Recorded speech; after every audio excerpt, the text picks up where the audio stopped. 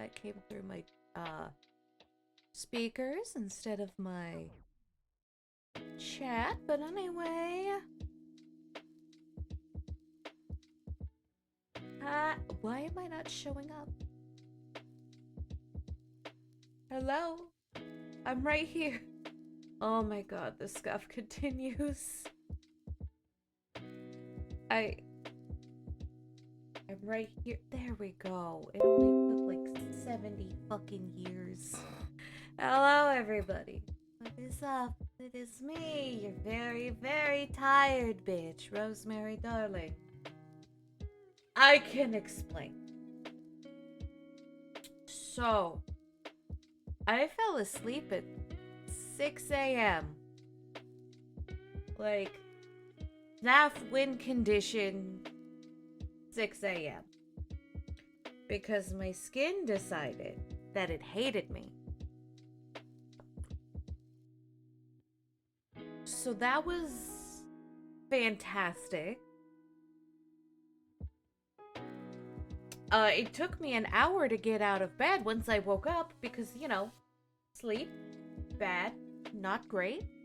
Also, we're doing the vintage Vroids today because, VTube Studio is taking the longest time to do an update.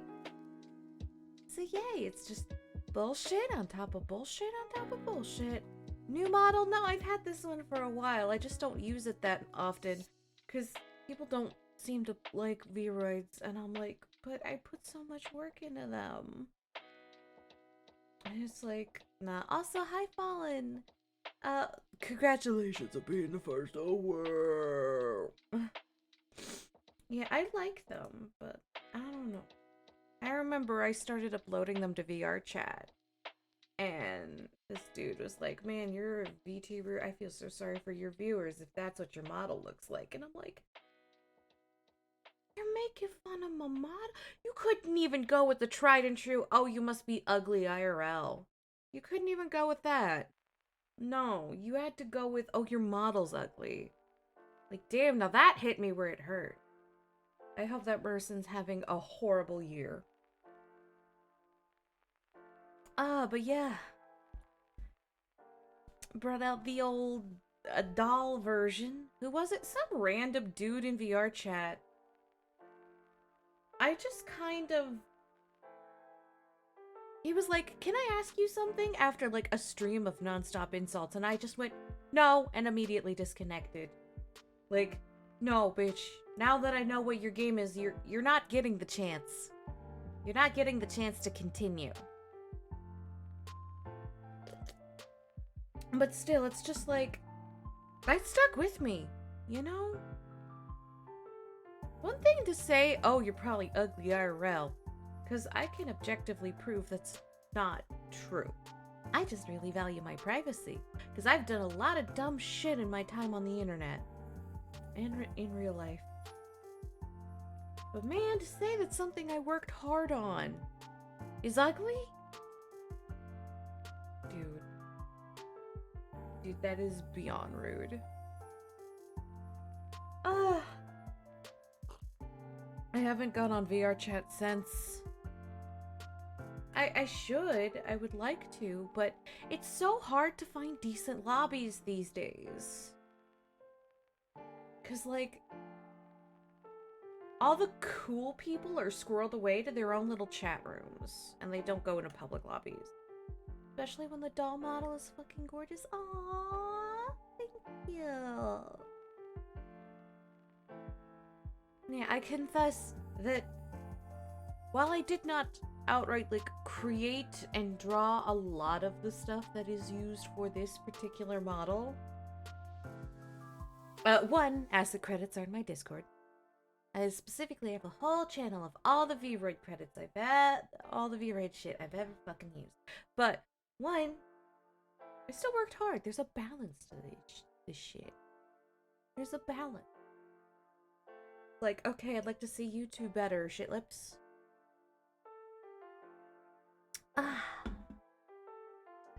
But yeah, I'm thinking about trying to recreate what I want to do for my rebrand in VRoid. One, as a reference to my model papa. Because, fun fact, I have sent him the sketch, and he's like, yeah, I can do this. This is in my capabilities. So I wanted to make sure that that was, like, a thing, because I know different people have, like, different strengths and weaknesses, and I'm like, this is kind of outside of the wheelhouse of what I usually see you do. So before I saddle you with this, and, like, pressure you with a bunch of money, I'm gonna make sure that this is a thing that you are capable of and comfortable with doing. And he said yes, and now the saving up is in earnest. And also, so it's like a little sneak peek, you know? I'm gonna try and, like, well, I kind of have to use, like, mostly stuff that I've crafted for 3.0 in VRoid, because I haven't seen dick for shit that looks like any of it. Oh god, that means I'm gonna have to do the hair. Oh fuck, that's gonna suck. That's gonna suck, donkey dicks. I'm so bad at doing hair in VRoid. It's one of my biggest weaknesses. I love doing clothing textures. It's actively fun for me. Hair makes me want to eat my own lips. Oh, Jesus Christ.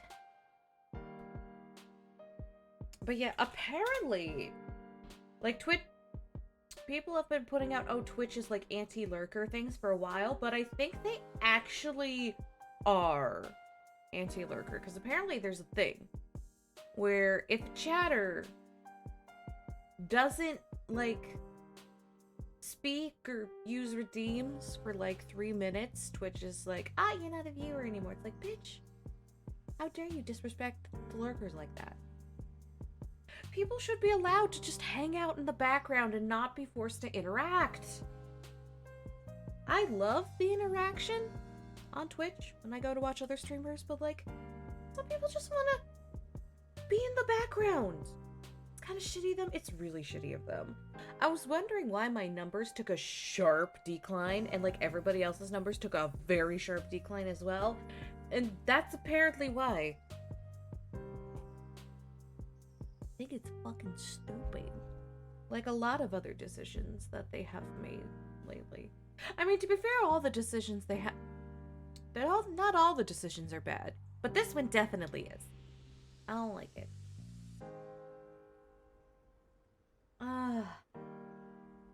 Holy fucking shit. Last night was... not fun. Not fun in the slightest. So, update on my skin issue. It's probably most definitely linked to my thyroid. And it's been a month and my doctors refused to call me about my test results, which are most definitely fucked. And I can't call my doctor because I lost his fucking number. I was given his number and fucking lost it. I was about to say like a dipshit, and then it's like, no, perfectly smart people lose important phone numbers all the fucking time. So that's not even a fair comparison to make to myself.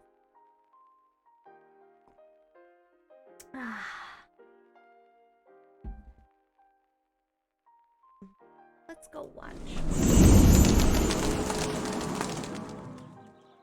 Let's go watch some motherfucking Azerbaijan lady preserve 3 kinds of apple for pastry baking.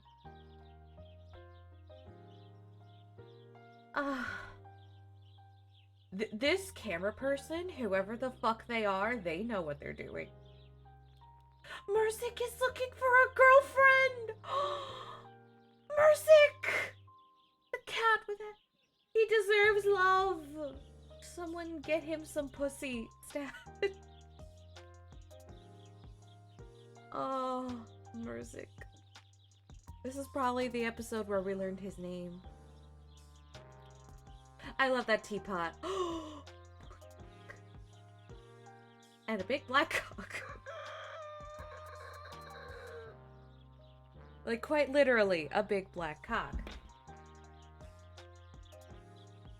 I love these videos. They put me, you know, mentally at peace. But yeah, I think I'm gonna try and make my rebrand. Try to do a mock-up in VRoid. Although there's one problem. I still can't make my models as plump as I would like. Like, I can make my hips big and I can make my boobies big. But I can't increase my waist size and my tum. And that is making me increasingly frustrated because I'm like, the sauce counter still— oh shit, you're right. Thank you for pointing that out. Yeah, as you can tell, I'm fucking out of it.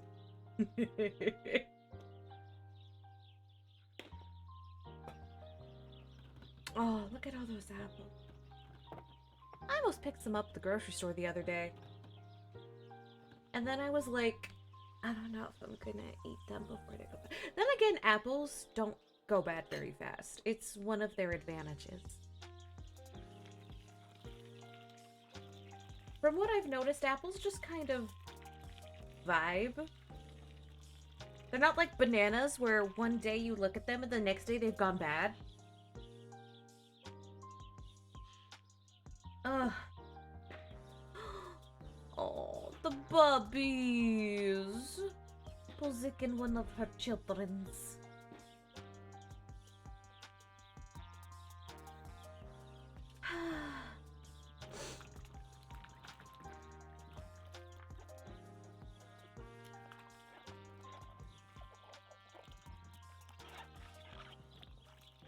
Do you think that they swear sometimes? That, like, they accidentally cut their finger and they're, like, say the Azerbaijani equivalent of fucking shit. Look at that cat. Oh, such a beautiful cat. I hope he gets a girlfriend. And I hope they have beautiful kittens. Because then there'll be kittens all over this channel. Oh god, the turkey. Everybody swears. Right? Even the people who don't really swear sometimes. I just do it frequently because I've ceased to give a shit. But I remember one time, my family and I was kind of younger, I think like 11 or so, 10, 9, 8, somewhere in that range.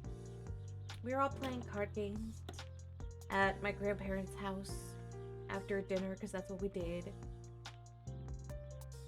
And one of my uncles fucked over my grandma in the card game. And I think she said, like, oh shit!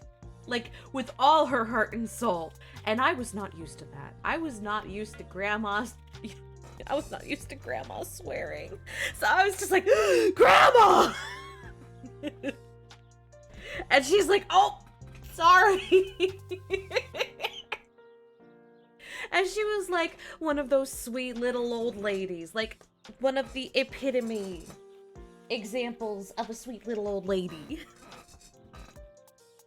And that's just a memory that I actually really cherish. Because it's like, yeah, sometimes when Uncle What's-His-Face is being a dick, Grandma will swear. I miss my grandmas. They were both very sweet. Just like S'mores. Yes, S'mores very sweet. Do you want uppies? Hold up, she wants uppies. Uppies! Uppies for princess. Yeah, we're just watching videos. She can have uppies. I'm trying to discourage her from requesting uppies when I'm playing video games. Because, you know, I need both my hands. Aww, good morning. Hold up, let me see if I can get her to purr in the mic.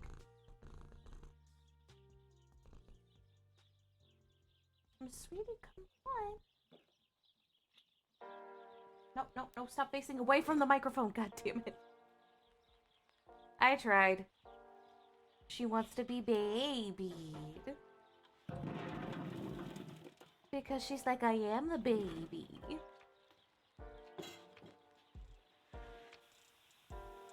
Oh god, look at all those appy slices.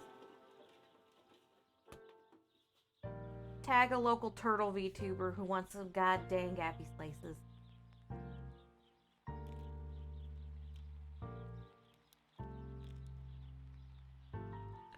Yes, Miss Moore. So usually I have this habit of letting her sniff. Casual reminder that you still owe us cat pictures.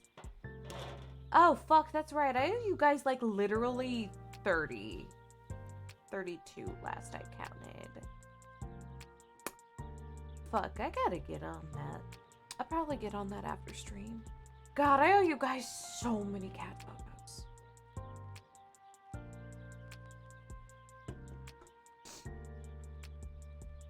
Oh, the dogs. Man, this cameraman, whoever they are, they do the Lord's work. They get these beautiful, picturesque scenes. Chicken. And the turkey. Dude, I'm scared of turkeys. Turkeys are dicks.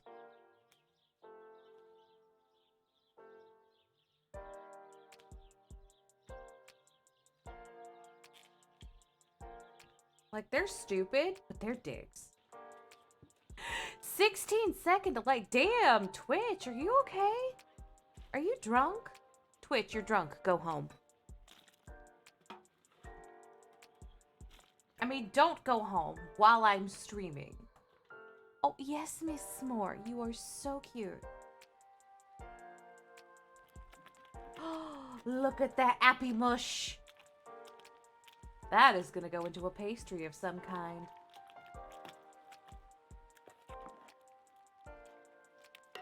Beautiful, delicious appy mush. Sweetheart S'more. I love you. Love a girl.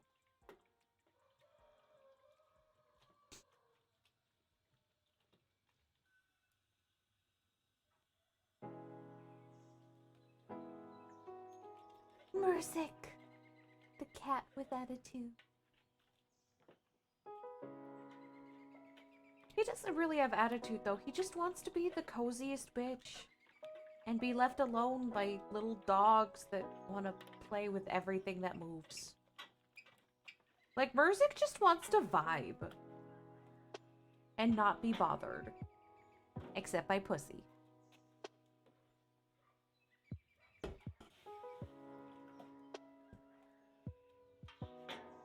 Ah, Coffee Bean loves those kinds of flowers. I should get him some, you know? The problem is we're both very bad at keeping plants alive. There's just a lot of intricate work that goes into keeping a plant happy and healthy and alive. And I am not very good at it because it's a lot. Like, could get him fake flowers, I guess? I guess, but they don't really make fake flowers that look like those flowers. Like, I see, like, fake roses and peonies and shit like that all the time. But I never see fake snapdragons. And, S'more, could you not tear up my beautiful chair? This chair supports my fat ass. And it supports it well. Please don't tear her up. She's doing an amazing job.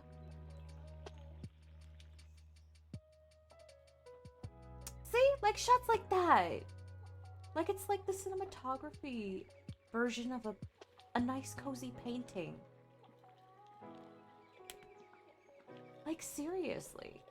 This chair is doing the Lord's work. Yeah, because, I have a lot of ass. I'm very frank about that. I am not skinny. I have a lot of ass. So I specifically chose a chair that had a high weight limit capacity. and was also an office chair. Because I am on the anti-gaming chair crusade. I hate them. They suck, they break after like half a year, and they make you feel like shit while you're sitting in them. Gamer chairs are fucking stupid. They have looks and literally nothing else.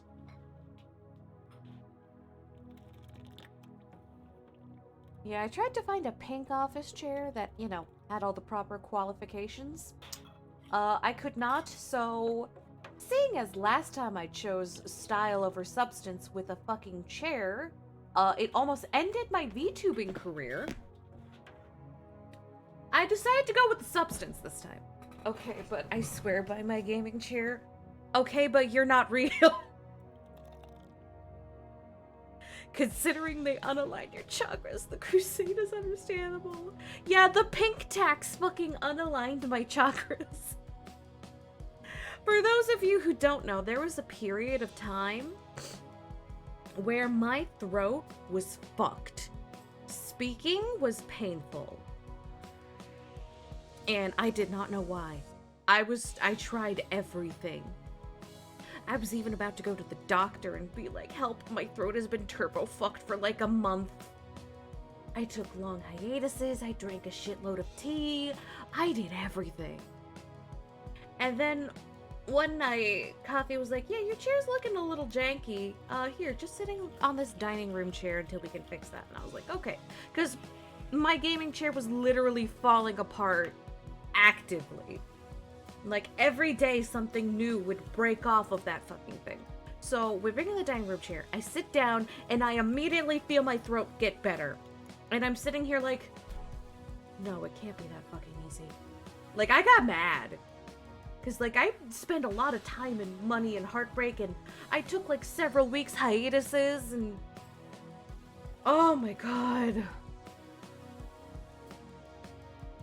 That was one of the most infuriating times of my life.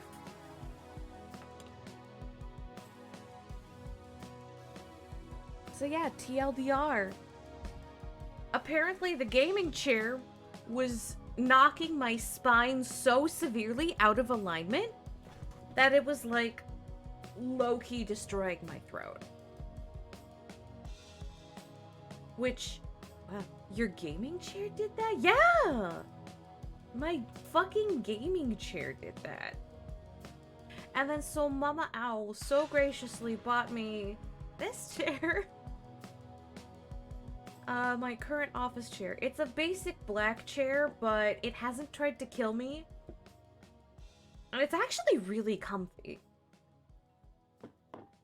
So, yeah. I know who the superior chair is, and it's not the pink bitch currently in the bedroom. But yeah, my gaming chair did that. And I've just heard so many stories of people's gaming chairs either breaking after less than a year, or just not really being very comfortable. Like, not as many stories that went to the degree that mine did. But man, a whole lot of stories of just, yeah, I have a gaming chair and it kind of sucks. So yeah, I'm on a crusade against gaming chairs. My goal is to draw a whole bunch of chair assets for the VTubing community that are not gaming chairs. Because every time you see a chair asset, it's a fucking gaming chair. And my soul hurts every time I look at one now. So my goal is to draw a whole bunch of non-gaming chairs. I already drew one. I'd bring it up, but VC face and putting props behind myself do not agree. I know there's a way I can do it, I just don't know it.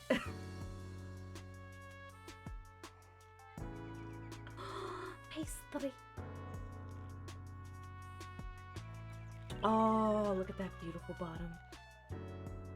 No soggy bottoms here. Okay, this opinion's gonna get me low-key crucified, but Great British Bake Off ain't fucking cozy anymore. Like, that series jumped the fucking cozy shark.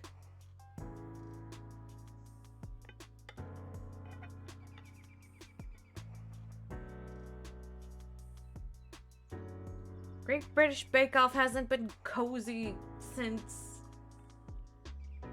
the season after Mary Berry left. What did they do? Okay, so these days it's just your regular stressful, doesn't give a fuck about the contestants baking show that like every other baking show already is. I know we're talking about cakes, but man, soggy bottom sounds like one hell of a euphemism. Oh yeah, they giggle about them all the time on Great British Bake Off. They'll be like, oh dear, you've got a soggy bottom, and then they'll have their little giggles. They're British, and that's what gives them joy, because they live in, Britainland.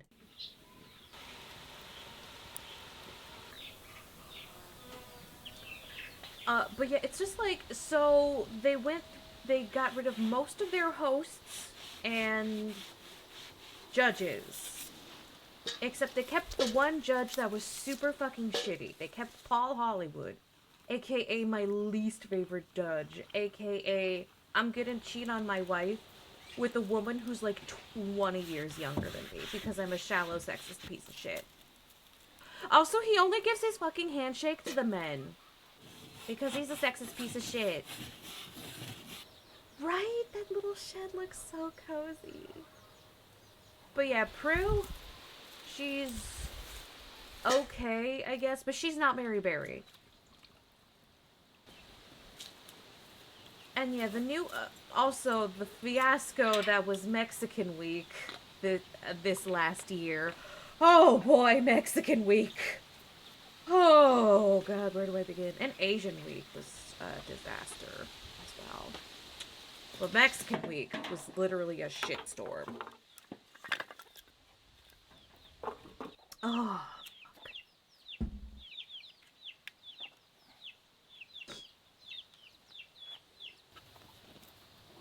And it's like the little hosts are more concerned about being funny than about, you know, bonding with and like having a good experience with the contestants. Like, they fuck up their shit on the reg.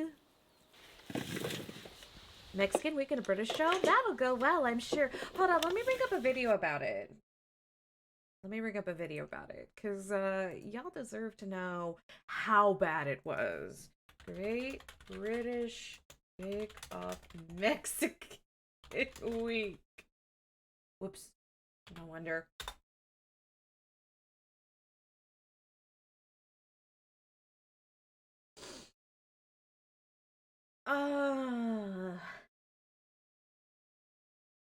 On one hand, this video is probably very informative, but on the other, I'm not comfortable showing a video of Uncle Roger on here, because it's like...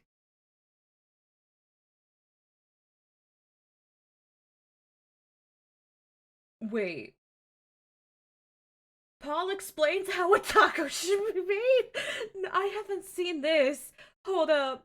I need to emotionally prepare myself to click on this video. Okay. Mexican Week, Pro. It has to be tacos. Tell me about the fillings then. You've got a pico de gallo, which is basically a salsa. Pico de gallo! He said pico de gallo! I'm not even 10 seconds in and I'm already lightheaded. Oh my god, I need to breathe. He said fucking pico de gallo. Oh, Jesus Christ. A guacamole, then you have the steak and then a little bit of cheese. And also refried beans. I must say, it does look good. And the big thing is getting the taco right. Thickness of the tortilla, is it going to be too thick or too thin? And then the actual stage on the pan. So you only need less than a minute on both sides. If you do any more than that, it will dry out. And when you try and roll it up into a taco, it will crack. It's got to be pliable. And they are very thin. They are very thin. And if it is thin... Yeah, the fuckers made them make their own tortillas.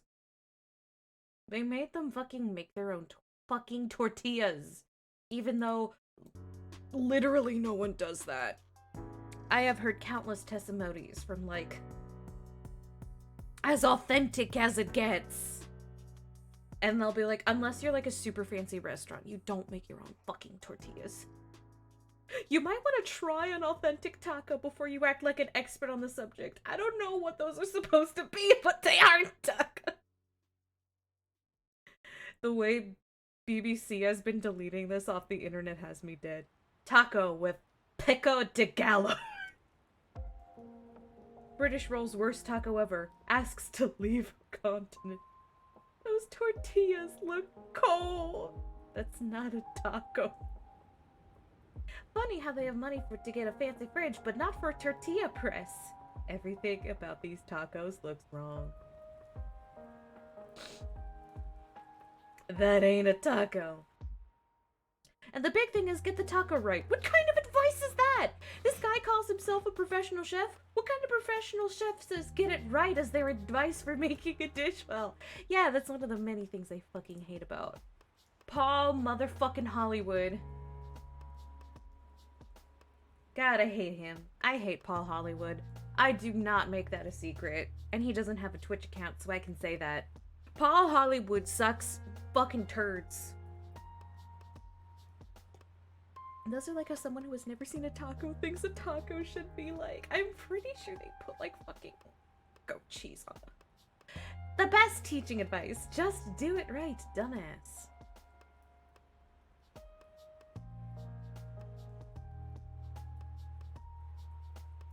Was the Great British Baking Show's Mexican Week really that bad? The equivalent of get good scrub. Not a lot of videos about this. I should make one.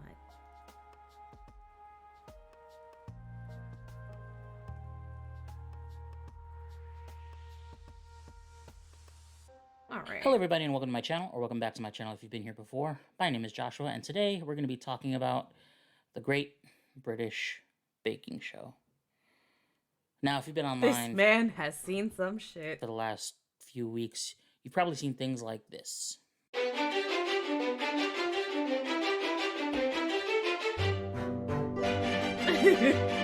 just watched a tent full of Brits trying to make a taco.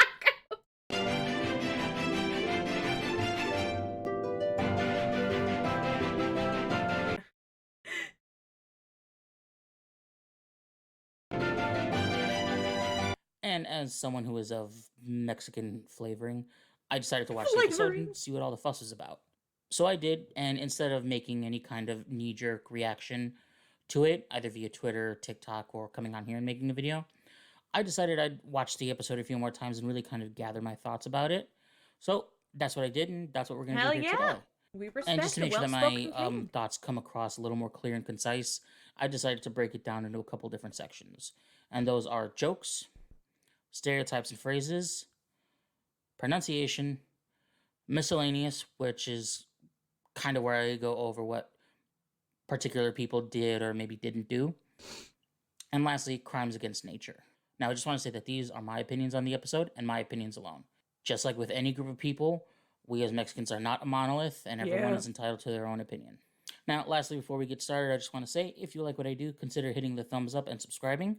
Oh, it's free, it's easy, and it really helps out a small creator like myself. Yeah, look at that. Thank you. I love you. Hey guys, Editing Josh here. Just wanted to stop by before the video goes any further and say that in order to stop Netflix from putting a hit out on me and my channel, I decided to complete this video using still images and as little footage as possible. So if it's a little wonky or maybe hard to follow, I apologize, but I wanted to try and get my thoughts and opinions out on this video anyway. So I hope you can still enjoy it.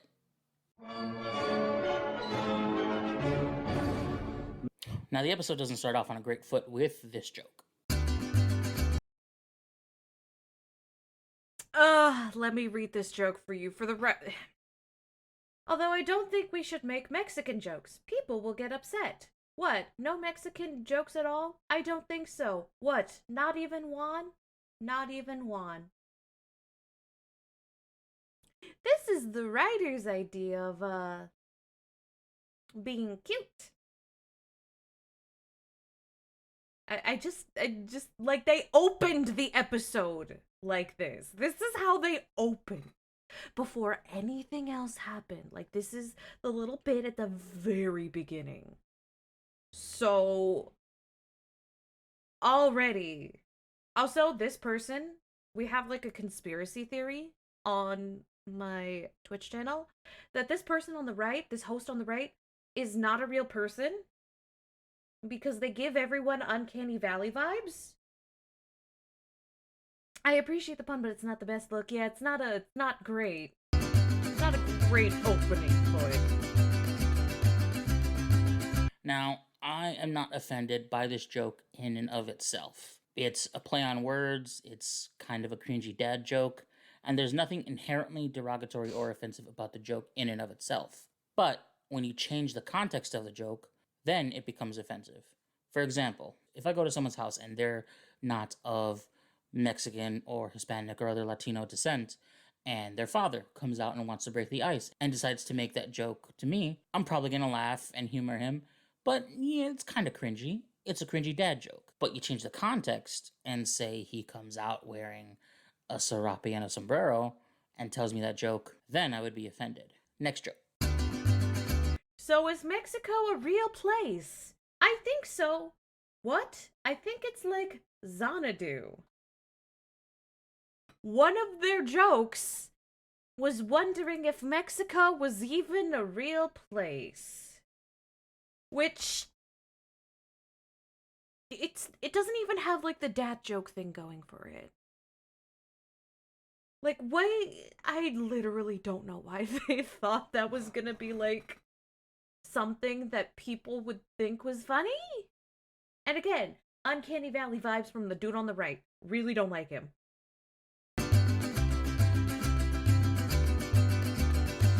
Now, I don't find this offensive because, well, first off, I'd be a hypocrite if I did because I tend to make this kind of joke about other countries. For example, if a friend of mine decides to go to Finland on vacation, I'll just laugh and say something like, oh yeah, Finland. Can't go to Finland, that's not a real place. I was literally about to mention Finland. I was gonna be like, it's Finland, isn't it?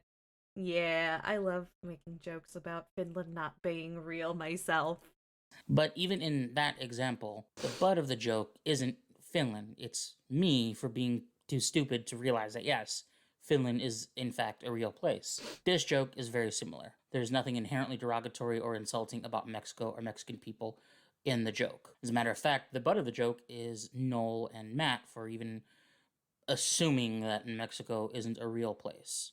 Also, it reminds me of this Simpsons joke. There's no such thing as a soul. It's just something they made up to scare kids, like the Boogeyman or Michael Jackson. And if you were to come to me and ask me to weigh the offensiveness between these two jokes, I would probably say the Simpsons joke is more offensive because it makes the individual, in this case, Michael Jackson, the butt of the joke. And that's where I feel a joke becomes offensive, whenever the butt of the joke is the person or thing that you're referencing and not you as the joke teller.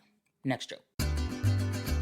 All right, it's Day of the Dead. Want me to get you some poison? I think on Day of the Dead you honor those who have passed away, rather than make more people pass away.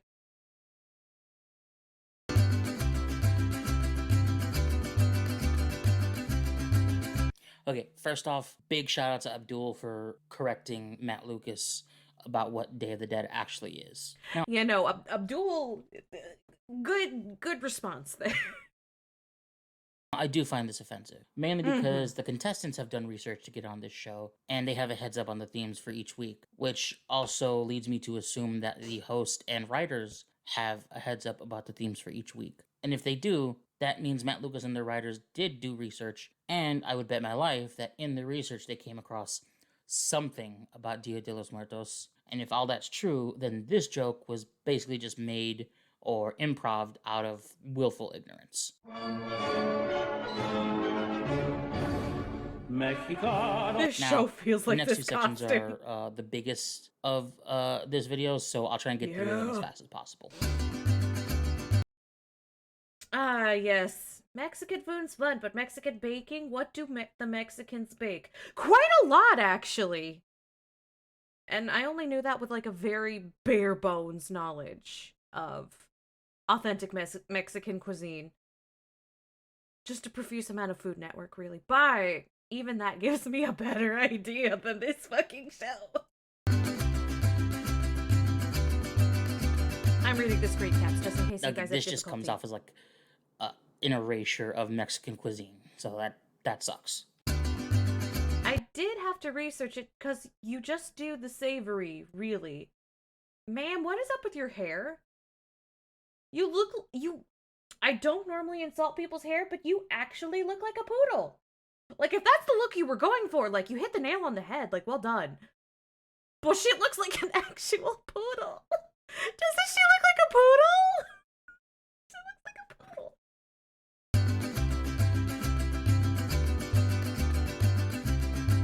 Now, by her own words, Carol said she did research. So, again, this just comes off as like willful ignorance. There's this weird stereotype that was kind of perpetuated in this episode, which is It's not hair. That's a baby unicorn seeking shelter on her head. Oh, yeah. No, that must be, Cousin Jimothy. I love Cousin Jimothy. He's a little shit, but I love him. spicy equals Mexican. Yeah. And it seems like some contestants took like a non-Mexican or vaguely Mexican dish, made it spicy, and then boom, all of a sudden it's Mexican.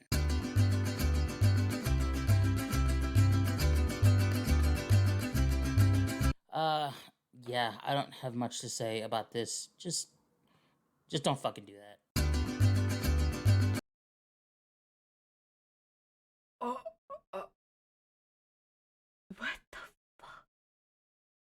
They did this? What's Mexican about this? This looks like early 2000s hipster. This is early 2000s hipster, complete with a mustache. And the other lack of cohesion.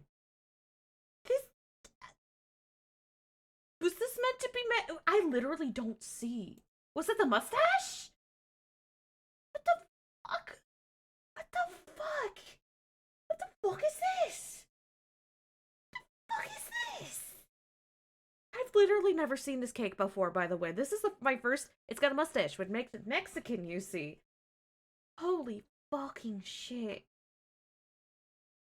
I fully confess that I am not the most knowledgeable about Mexican cuisine and culture. But even I know that this is fucking stupid. This right here, this is some horse shit. What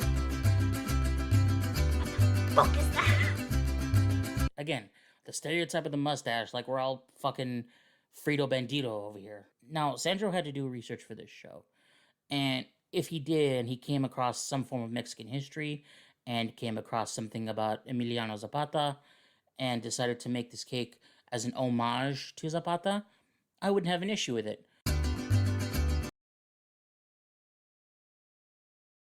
Get into a Mexican standoff with a street food technical. Bruh. Now, Mexican standoff is kind of a weird phrase. Some people might find it offensive. I personally don't. It's an old phrase that might be offensive to some people due to its origins kind of being used to describe interactions that Americans may have had with Mexican banditos post Mexican American War. So there's a weird kind of connotation to it that might offend some people. Personally, it doesn't offend me. Pronunciation! Oh my god, we're gonna get another Pico de Gallo, or however the fuck Paul said it. Oh my god. This part's gonna fucking slay me. Jesus, take the wheel. Mexicano. What's Pico de Gallo? Pico de Gallo. Interesting. Pico de Gallo. This is the first time I've heard them. Okay, this That sigh. is irritating. Some of these folks are just adding extra letters and syllables to it, even though they're all grown adults who can, by all assumptions, read, and it's right there in front of them. Love me some Pico Galgadot. Now, I'm not going to be too riled up about the mispronunciation of tortillas, because there's people in this country that can't pronounce that word correctly, so I'm not that worried about it. Including Bezos, a romantic little number. Ugh, this specifically Bezos? no. Like Jeffrey Bezos? What word was he meant to say there? What word did he meant to say? Pronouncing this word meaning kiss like the last name of Amazon's head overcompensator just kind of breaks my heart. I love a nachos night. Love a nacho. Tacos. Tacos. Tacos. Your tacos. Okay, guys, look, it's not that hard. This is Adele. You can say her name, right? Adele. Adele. Adele. Now, just take the beginning sound of her name and add it to the A in both of those words. Adele. Ta-go. Adele. Nacho. It's not that hard. Where to put the Glocky Molo? Ugh. Guacamole! Guacamole! Guacamole! His fucking face! This just fucking psychic damage to your nachos.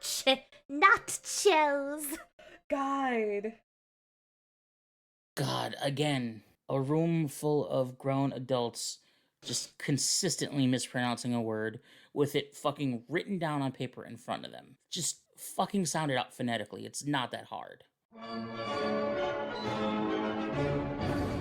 Mexicano. Okay, first off, big shout out to Dawn wearing the Mexican embroidery. I see you, girl. Next, Maxie. Not only was she Star Baker, but she fucking nailed the pronunciation of Bella Naranja.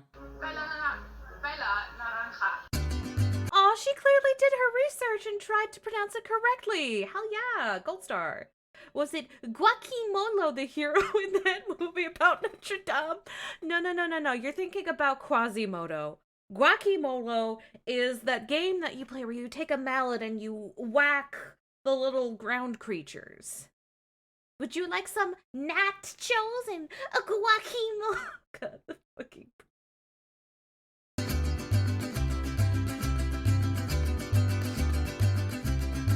Now, Kevin. Again, they've researched the themes that they're given. And Kevin decided to do an Aztec temple, yet when he was asked to specify if the temple was Aztec or Mayan, he said, well, there's a bit of overlap now, isn't there? Which, like, no, those No, not civilizations aren't really. close at all. Which means either he did the research and the statement is from willful ignorance, or his research was something to the effect of, what's Mexican? Aztecs. Aztecs are Mexican. Google's Aztecs, sees pyramids. Cool. I'll do that as a cake. Closes Google. Now, Carol. Cousin Jimmy! He got on TV by going on some lady's head. I'm proud of cousin Jimmy. Carol rubbed me the wrong way the entire episode. The gross mispronunciation of words is just written down in front of her, and the kind of generalization of Mexican cuisine, regardless of whatever research she may or may not have done, just made me feel like she was really dismissive of this whole week and its theme. And our Yeah, last she's an old British lady. Her chances of being racist go up significantly. section. That's ketchup! They put ketchup on I'm assuming tacos. I'm assuming these are meant to be tacos. They put ketchup on a taco!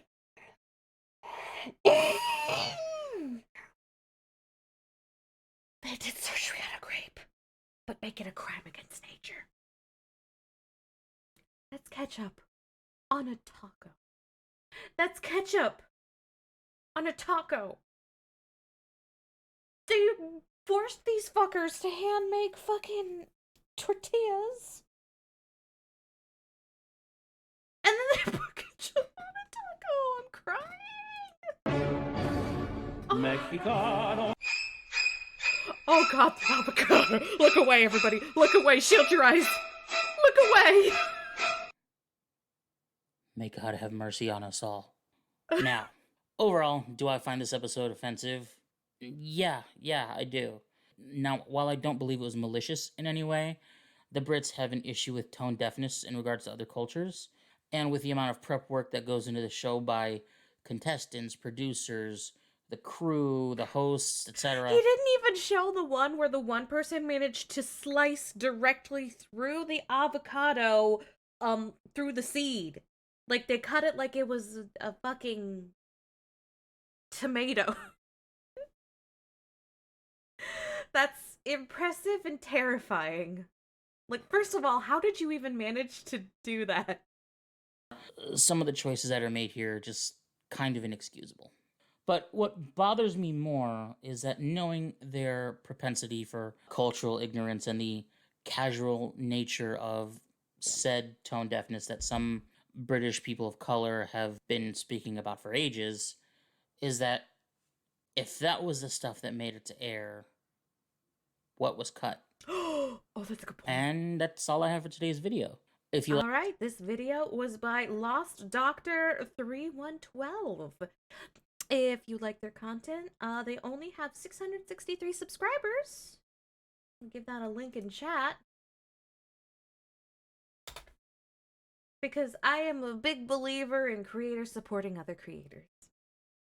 Now, if I watch any more content about the Great British Bake Off being, fucking culturally insensitive, I may explode. So we're gonna go back to the cozy content before I, fucking explode. Oh, but yeah, they didn't show the one photo of somebody, I forget who, but they literally cut straight through the avocado. Through the pig. And they're like, oh, gee, this is kind of hard to cut. And I'm like,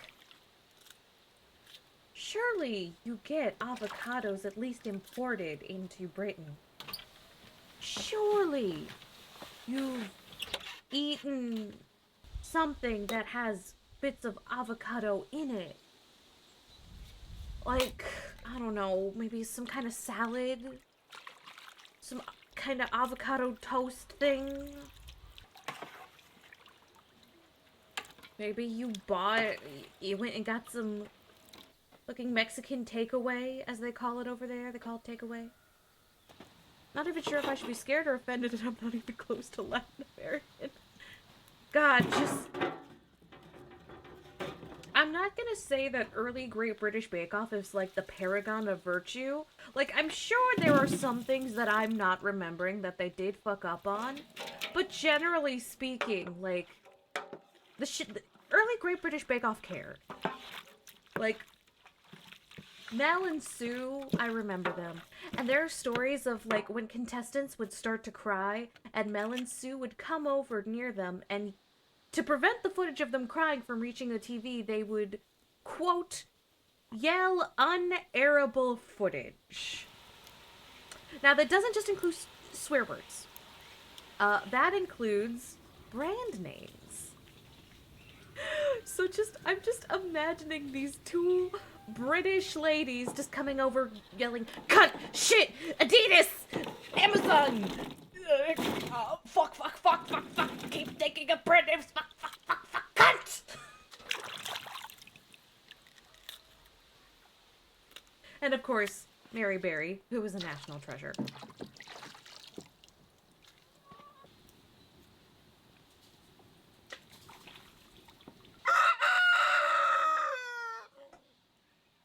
Literally, Mary Berry has written, like, so many... I think she's written over 100 cookbooks. I could be wrong, but I'm pretty sure it's, like, some really absurd amount that I didn't even know a person was capable of.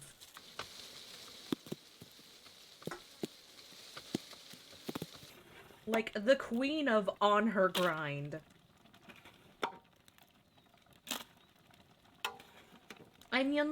And you notice that Mary Berry, Mel and Sue all left the show at around the same time. I think the writers were about to do some dumb shit and they all pieced out. And they say, to save face, they're like, oh, we're doing this to further our own careers as, you know, cookbook writers and comedians. And when actuality was probably Paul Hollywood being a fucking dickhead.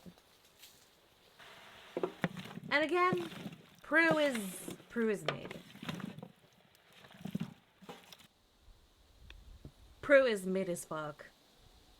And the less said about Noel and the fucking Uncanny Valley Steven, the better. Mexican week, nah, bro. And then I think they recently had like an Asian themed week. Like, I think it was, they said Asian, even though there's so many cultures in Asia. And that also didn't go very well.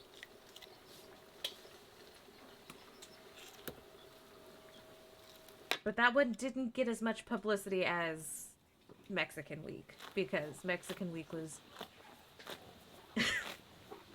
Holy fuck. A cow! Sorry, I just ran... Goose.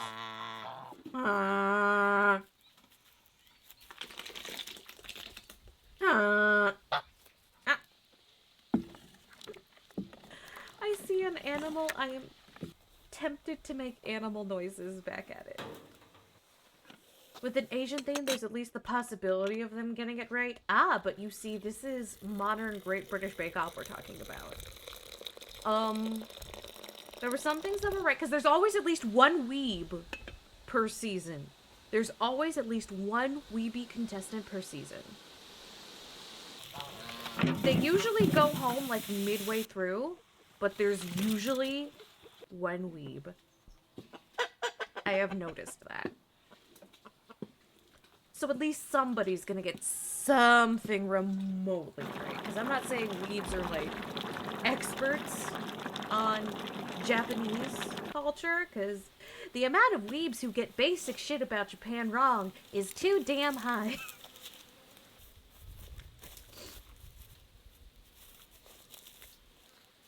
But yeah, at least there's that. I miss anime conventions. I miss going to anime conventions. We haven't gone these past few years because of, you-know-who, Mr. Bovid. Fucking Benoit!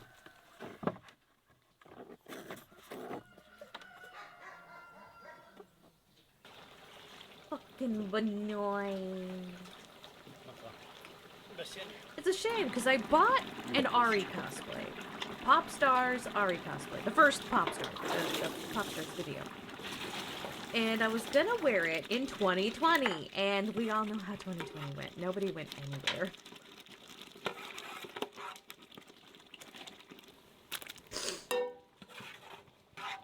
And, you know, I was real sad.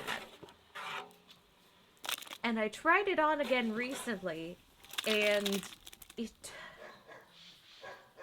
How do I say this as delicately as possible? It shows off way more boob than I'm comfortable with. It doesn't make my tits look great.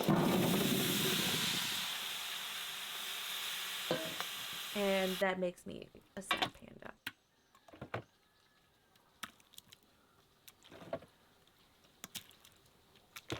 Like, when I first tried it on, when I first bought it, it looked great on me.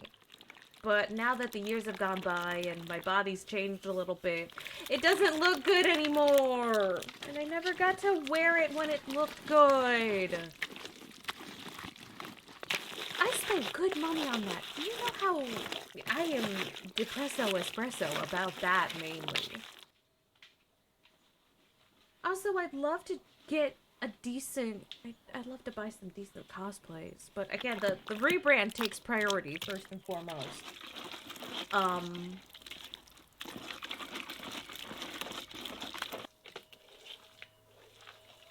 And I no longer have the lug... Sounds like something this is what good pussy sounds like. Oh, man. I'm pretty sure if you said that around her, she would beam you with the pan. Just fucking dong! And she would say something about not being fucking crass. That's just my theory, though. Again, theory. Thanks for watching. Oh, is that peach puree?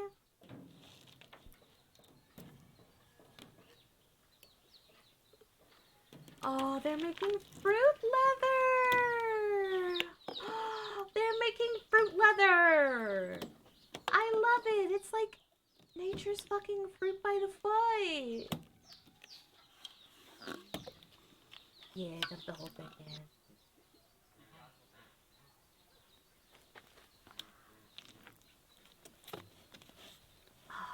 Fruit leather. I haven't had fruit leather in a while. I should get some.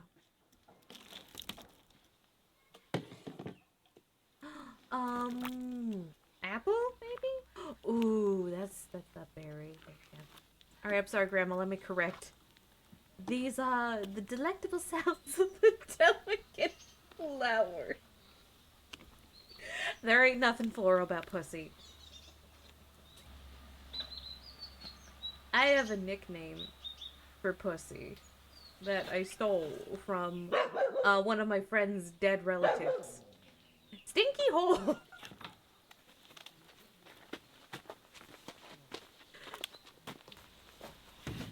They're putting it up on the roof to bake in the sun. Dude, that's a clever use of space. Not sure how you're gonna get the bitches down, but it works. But yeah, I was talking with some people who aren't technically experts on the subject of being trans, but they know more than most people I know. And I was talking and I was like, yeah, I don't think I experienced dysphoria. I just really hate having a vagina and I think it's gross. And I don't want a penis, but I just don't want to have a vagina. And they looked at me and they're like, honey, that's dysphoria. And I went, oh, fuck.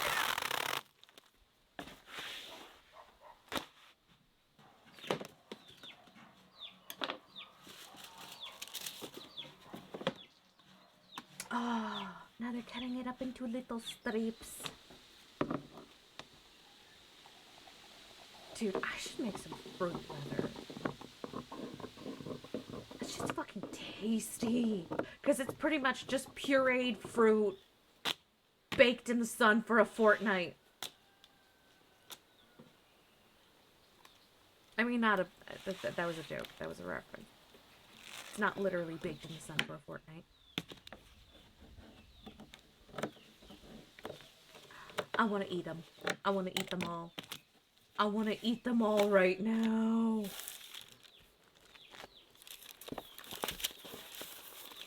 Oh yes, the coffee bean and I went shopping yesterday because we tend to go shopping on Sunday evenings because it's calm, it's quiet, there's no screaming kids, we're neurodivergent. And Aldi had a pair of nice little socks. All I can imagine is making like a purse out of this and eating it while everyone looks at you like you lost your mind. Yo, that would be funny though. Like that would be actually funny. Like that's a good prank. You just sit there eating your own purse while everyone looks at you like you've lost your mind. Yeah, that's hilarious.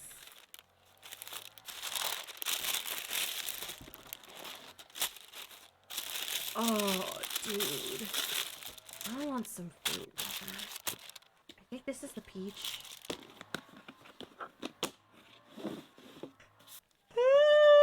Oh, they made roses with them!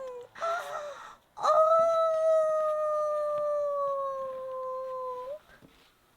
those are so precious. Can it go around like want some? Oh, gotta crack my back. I love the roses. And they've got some tea, and they're like probably planting stuff for the farm. Like I said, this is like the cinematography experience of like a fucking cozy ass painting. I love it.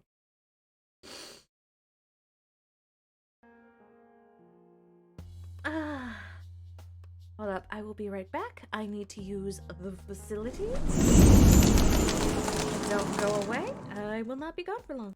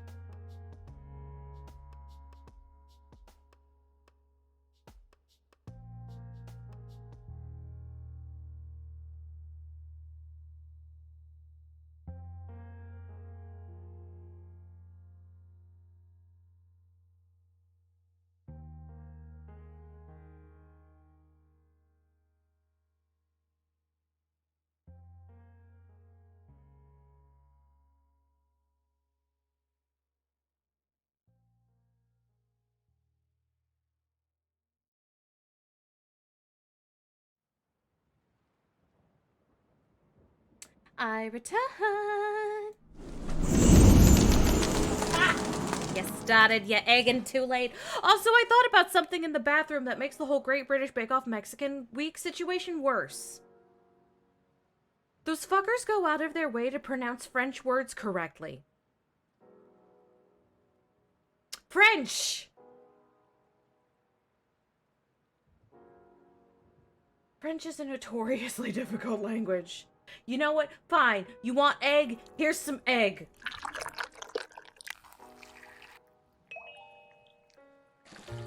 But yeah, having studied both languages, at least casually, French is way harder than Spanish. France next door, Mexico is way over there. Yeah, but like, French is so difficult. But yeah, you want your egg? Here. Dippy steps. Damn, that is a pretty green onion. All the green onions I get look like ass.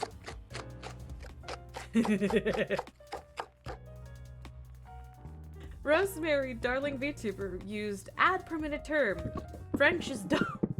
Look at the legs! Oh, they have little faces. They're about to die. You're murdering them.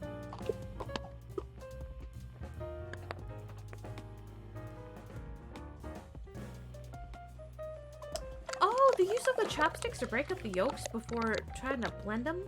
Good idea. I like that. That's very smart.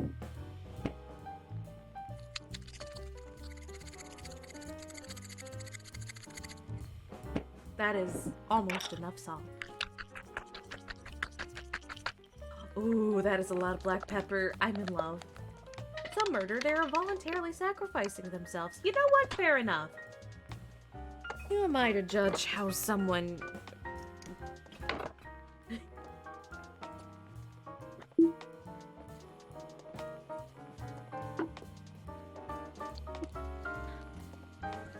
Remember, the word has at least 3 silent letters. French doesn't make any sense. What the fuck is that word? I've never seen it before. And I studied French on and off and on for like several years. I'm going to take a guess and say it's oiseau? Oiseau? That's my guess. Semi-educated guess, but still, it's a fucking guess. It means bird? Shut the fuck up. Ooh.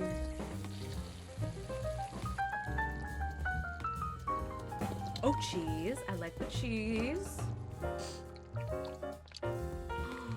Oh my god. Oh, this is good. Dude, I want to make this.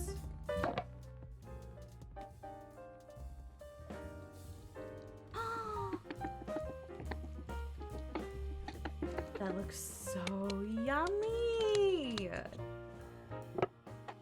Dude, if I went to like a little breakfast place and they had this, I'd be thrilled.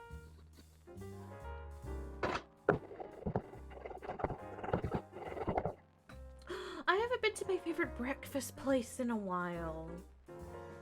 I need to go there again. I miss their beverages. Also, their kale beverage would probably be good for my thyroid. I should make this. I should too. I've been thinking about starting a cooking club on the Discord. Just being like, hey, once a month, we're gonna start with once a month and then work our way up.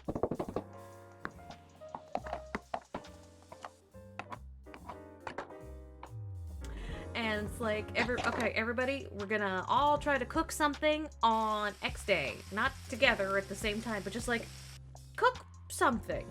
Just a recipe you've always wanted to do. And then post it, and everybody gets like a little sticker and a temporary, or like a temporary title to show that, you know, you participated in the cooking club.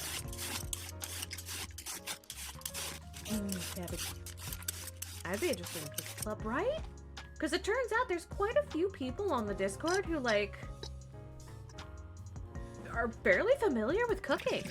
And I want to encourage myself to cook more as well. It'd be a nice little way for all of us to encourage each other to cook. We just have like a day where it's like, okay, cooking club day!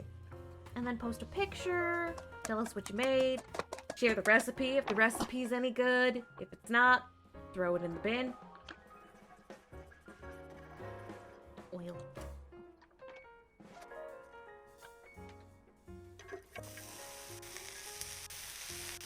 But yeah, I still need to get my tabletop game off the ground. I think I need to go generally recruiting on Twitter. Because I was trying to handpick my team, but for the vampire game, but most of the people that I had in mind, as it turns out, are fucking busy little beans. Which, fair enough. Two little guys. Little grumpy man.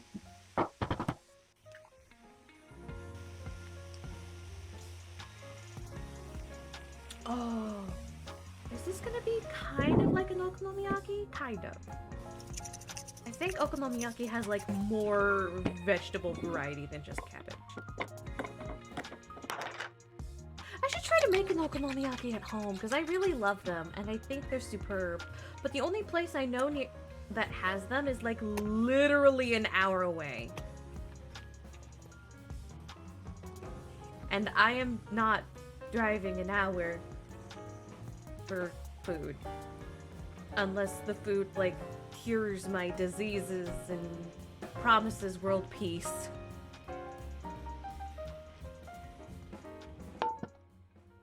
Oh, melty cheese. Oh, that is so pretty. Just a lump. Okonomiyaki is surprisingly easy to make. Like a cabbage pancake with stuff in it. I could have sworn there was like a higher variety of stuff in it rather than just cabbage. The ones I see have like a wide variety of vegetables. Oh, they're cutting it like a little pizza. Oh no, it's hot.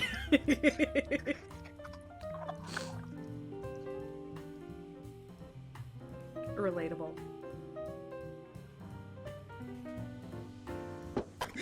Oh!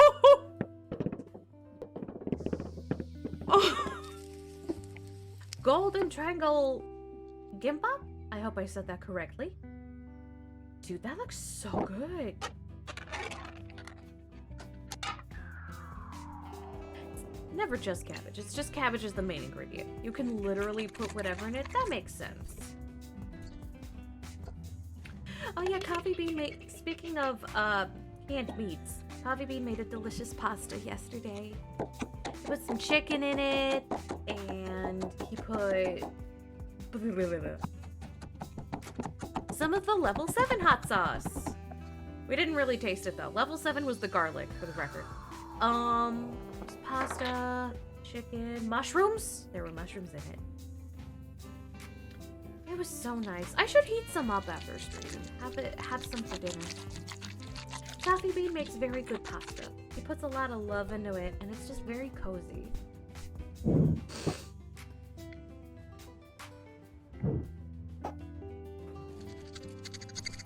And he made a ton, too. We have, like, 2 big containers full of pasta in the fridge. So we have lunch for several days. Which is good, because we have depression.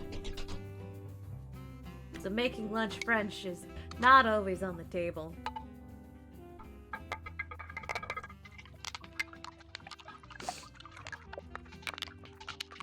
Listen, I am pro leftovers.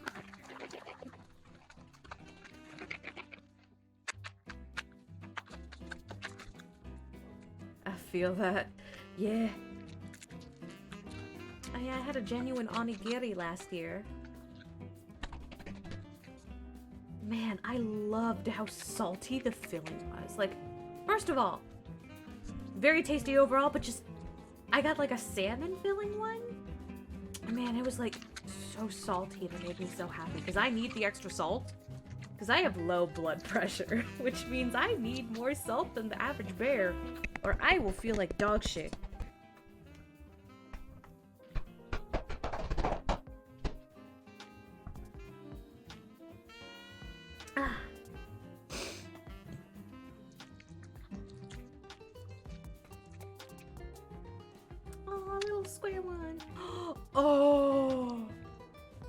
that's how they get the golden color. Oh, yummy, yummy, yummy! I want it!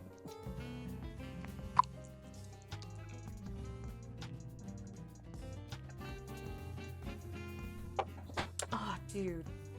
Imagine the savory flavor of that. Dude, that would be so good. Cute little triangles like chicks. Sorry. Thought something hit my window. Oh.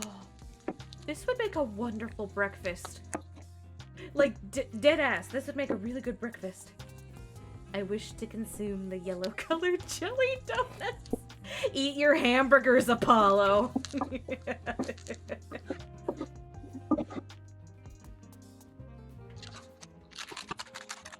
You can't skip it? No. I like seaweed. I like the flavor it imparts. I want the seaweed.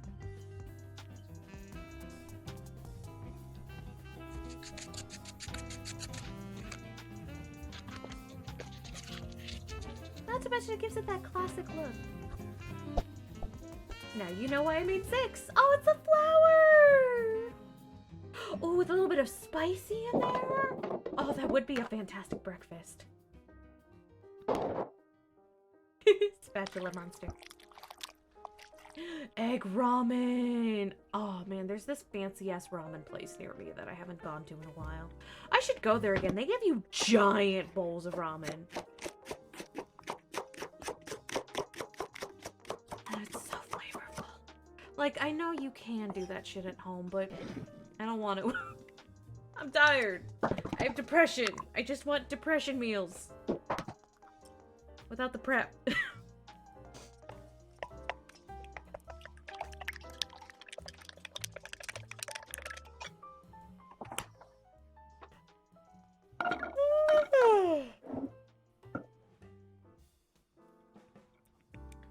That's how I feel anytime I order shawarma. I've never had shawarma, but I would like to. There's a lot of foods that I haven't had yet, but I would like to try. Like, Korean-style corn dogs are, like, very close to the top of that list. Kebabs. Like, really good kebabs. Shawarma. Shawarma's on there. Falafel.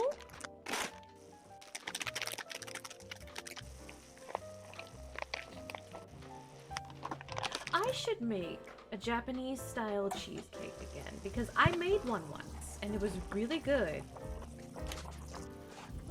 And I get the chicken shawarma poutine. Chicken shawarma poutine. That literally sounds better than the concept of sex.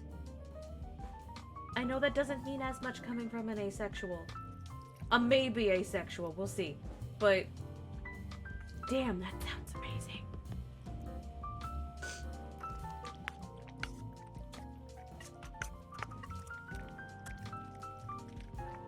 Like, literally, that sounds so fucking good. There was this place that served the most amazing poutine, but it went out of business. Like, it had, like, boar belly meat in it, and bacon, big cheese curds, and beautiful house-made gravy. It was the best poutine I'd ever eaten, and also the only poutine I'd ever eaten, but still. And then they went out of business because of the bovid. You could say you're a maysexual. Yeah!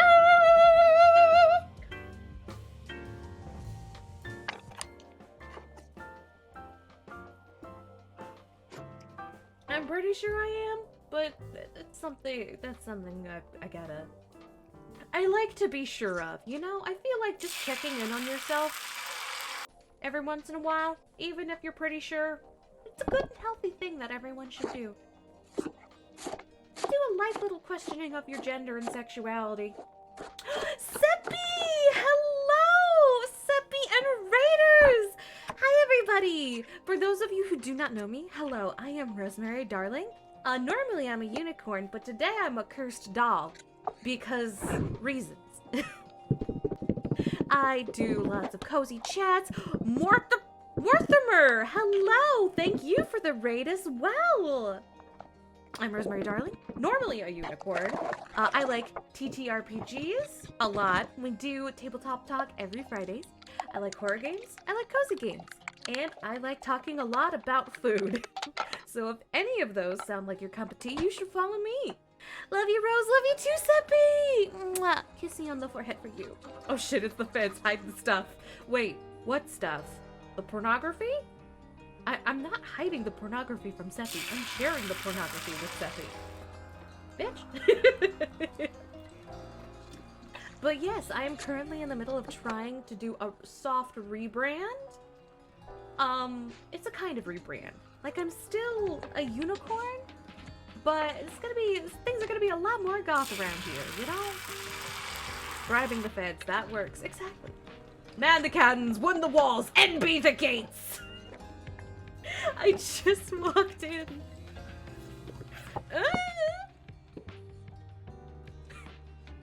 I just walked in. And I heard, quote, "Oh, is it the pornography thing? Yeah, I say unhinged shit all the time. That's not an uncommon thing on this channel. Just a fair warning. If that isn't your cup of tea, then you're in the perfect place. But if it's not, I am deeply sorry. I am not hiding the pornography with Seppi. Yeah, I like you. Oh, I like you too. You passed the vibe check. Thank you for the follow. Welcome to the library. You are now part of my story, and I hope you enjoy your stay. Enjoy your access to the follower emotes, all of which I drew myself with love. We're in the middle of a rebrand where things are getting a lot more goth around here. Very pastel goth, romantic goth. I'm also working on trying to finally finish my semi-slutty gothic romance novel. I'll be going now, sadly. Aw, thank you for stopping by for at least a little bit, though. Got a thing or two to do? Life waits for no bitch. Even if you have the fattest of asses. Life waits for no one. Source, me.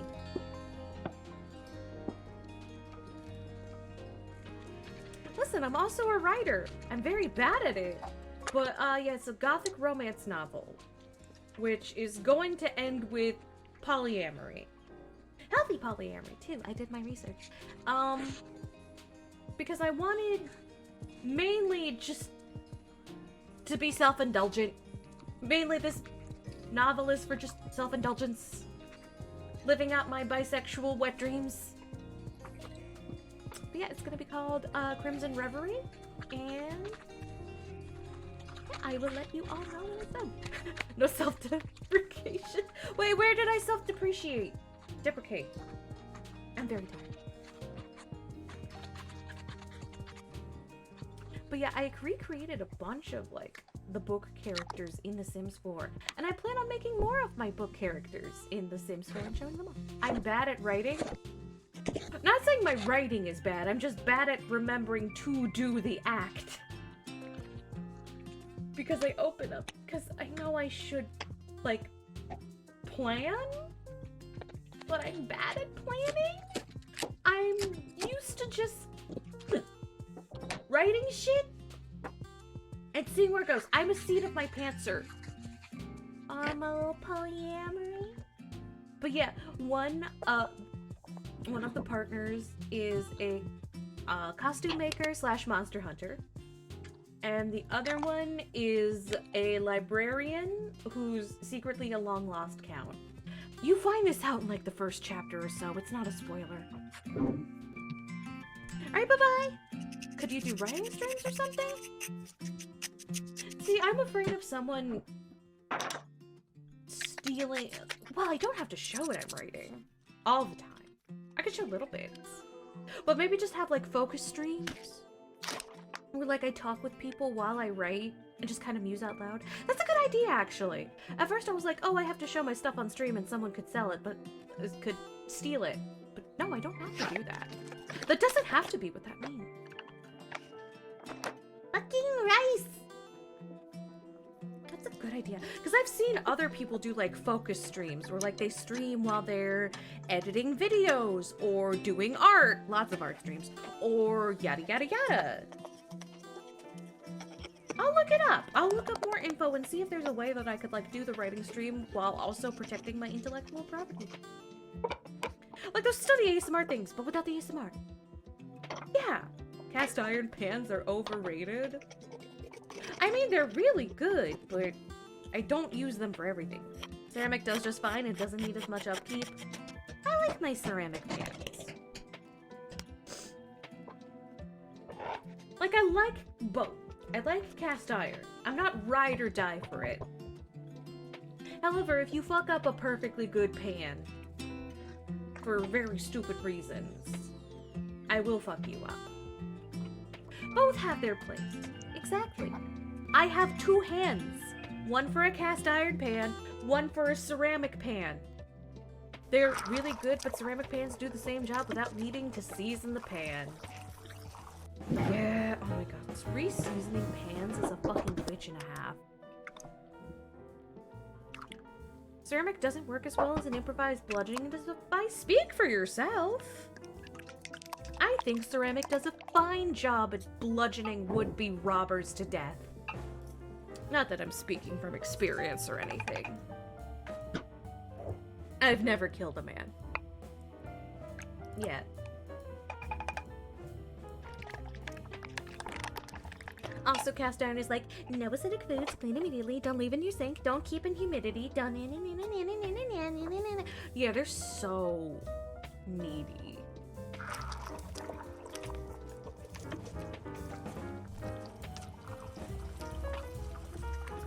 You know what I really want to get?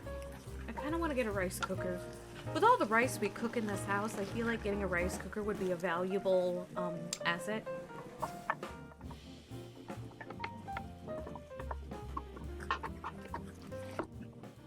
Because we do frequently make, like, rice and stuff that uses rice.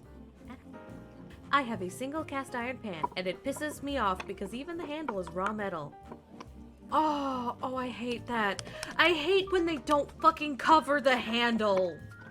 Oh, Jesus Christ. Because then it's like, this has been on the stove. I may lose my hand skin if I touch this. Slap. Rice cookers are overrated. Yeah, but apparently you can get really fluffy rice with them. It's apparently easier, I guess.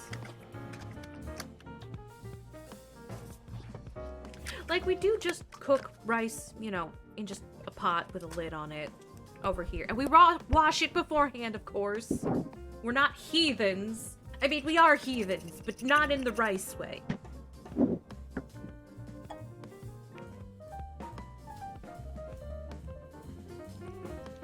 We got a strainer specifically for making washing rice easier.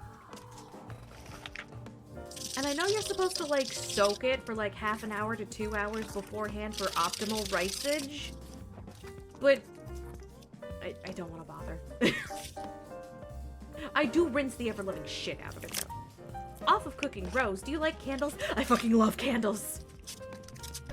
Dude, I go apeshit for scented candles, especially. Like, normal candles, like, unscented candles. I'm cool with those, too. I love candles. Are you as much of a basic bitch as I literally go apeshit. Woodwick! Oh, Woodwick! Oh! How dare you make me nut on stream? I love Woodwick candles. My friend Eris has several Woodwick candles, and I'm so jealous. I have, like, one. And I want more. Oh, I love Woodwicks. The crackles are so nice. Literally, they make the tism part of my brain extra happy. Because first of all, I already love burning candles. And second, you just get a nice little gentle fire-like crackle. It's just like, oh. Fuck, it's like it's having sex with my brain, but not in a weird way. I mean, a little bit in a weird way. You have 3? Jealous. Super fucking jealous. I have 1. And it's coffee scented. My parents got it for me for when they visited Montana.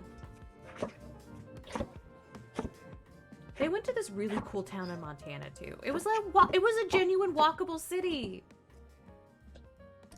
And there were so many dogs. Oh, they told me about all the nice dogs that they ran into on vacation. Oh, there was this one Great Pyrenees they kept running into. Oh, I forget what his name was. I go for fruit and tropical smells. Oh, I love fruit smells. I have a couple tropical candles. But yeah, I love... Coffee Bean and I have the same favorite smell from Bath and Body Works, which is Black Cherry Merlot. It is our favorite scent. Human scented candle, weird choice, but when did I say human scented? I probably did. I've been talking a mile a minute. But yeah, fruit candles.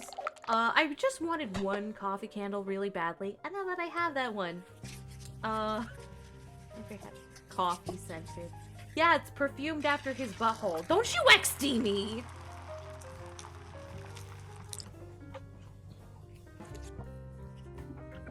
Oh, it's like an egg crepe. But yeah, I went AFK and people started chanting eggs, so I brought up egg recipes.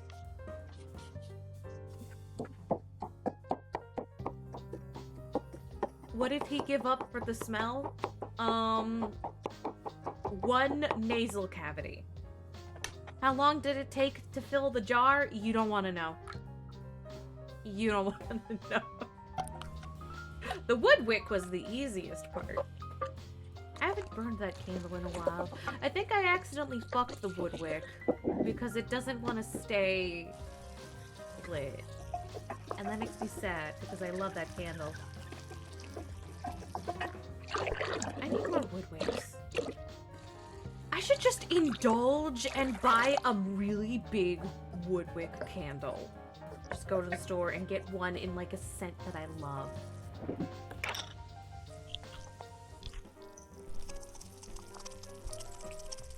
A bit of salt, they say, while they shake it for like 10 whole seconds. But that's okay because I have low blood pressure.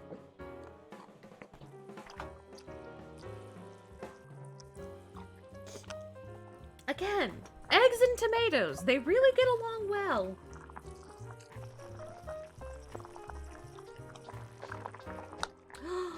Oh. Mushrooms. Coffee Bean and I have been on a huge mushroom kick lately. We are ginormous fans of mushrooms lately. If we can get away with adding them to a recipe, we do. I don't know why, but Woodwick sounds like a character name. Yeah, because it kind of sounds like Warwick from League of Legends. I think that's why your brain's doing that. Coffee Bean used to play Warwick when he played League of Legends. He uninstalled it by now. Don't worry, he is no longer tainted. I'm still tainted, though, because I like making people afraid of God. And by God, I mean Sona.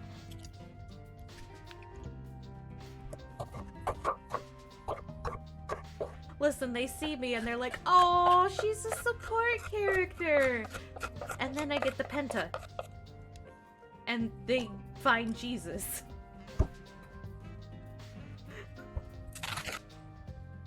Karma's best girl. Karma's pretty fun.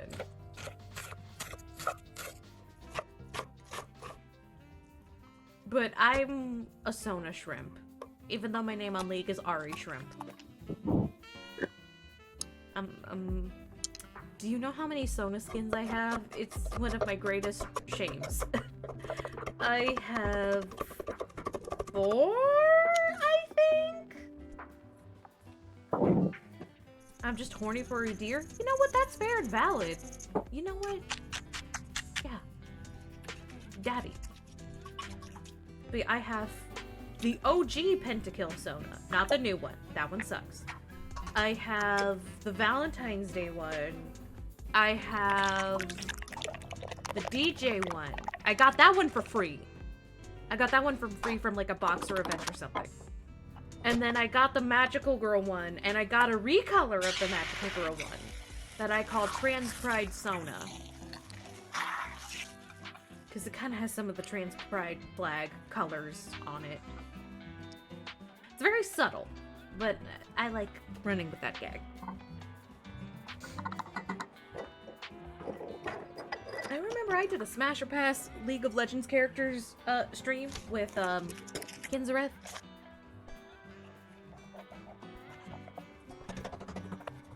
Shout out to my main man, Bosco.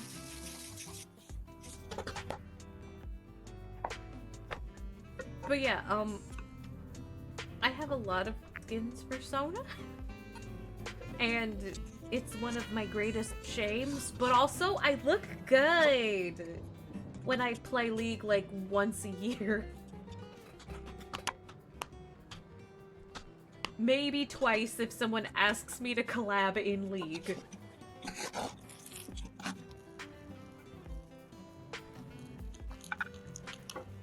I remember when we did the League of Legends collab with, Sai. For her birthday, I think?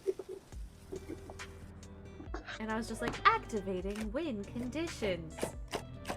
Oh man, whenever I got Sona in our little private A rank game, I'm so sorry to everyone else. Because my brain will just do that with a character. If I, like, love the character enough, I will get good at them. To the point where it's kind of scary. But I have to really like the character.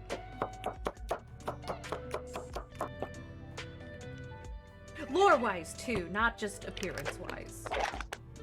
I can't explain to you why it happens. It just does.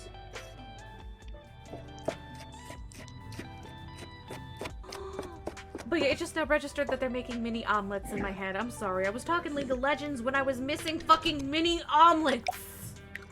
I did that in one frame with Vauban. I did that with Garuda. Is that how her name's pronounced? Garuda? Yeah, it's Garuda. I love that. I love that frame. Makes me feel like a sexy blood countess, murderous, fucking high society bitch. I love the way that frame makes me feel. Unfortunately, I've maxed her out, and so, you know. Yeah, I've discovered a deep love for Garuda. I turned into a murder blendo. Right? You just press all the buttons and, like, everybody dies. And you, like, shish kebab them. You, like, Vlad the Impaler them. And it's so fun! You haven't maxed her out until you Vladed her? Vladed? Vladed? Glass noodles!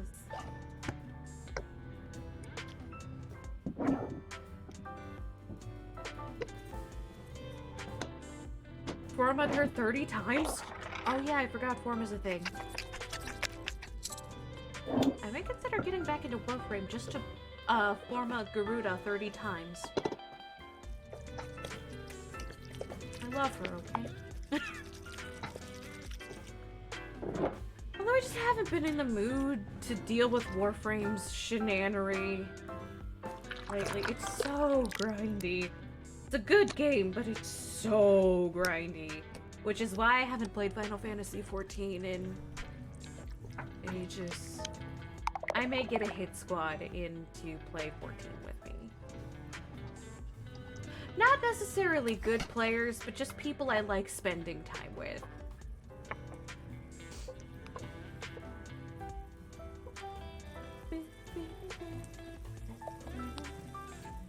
Little omelet, little omelet, omelet, da da da da, make it the cutest, let's eat it, da da da da. You're so tiny. I've been out of the game for a few weeks now.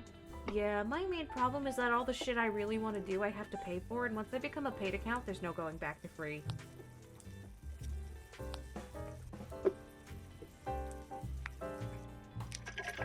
Like, I want fashion!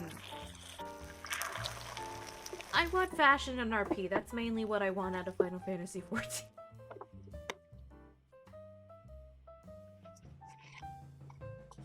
I've always been a paid account. Oh my god. I couldn't imagine. I have seen your cat there. Your cat looks very good.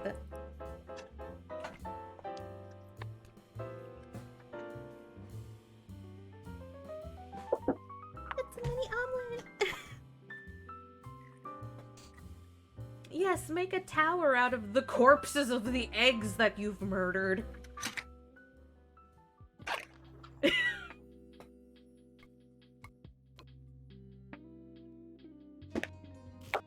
Again, these green onions look amazing.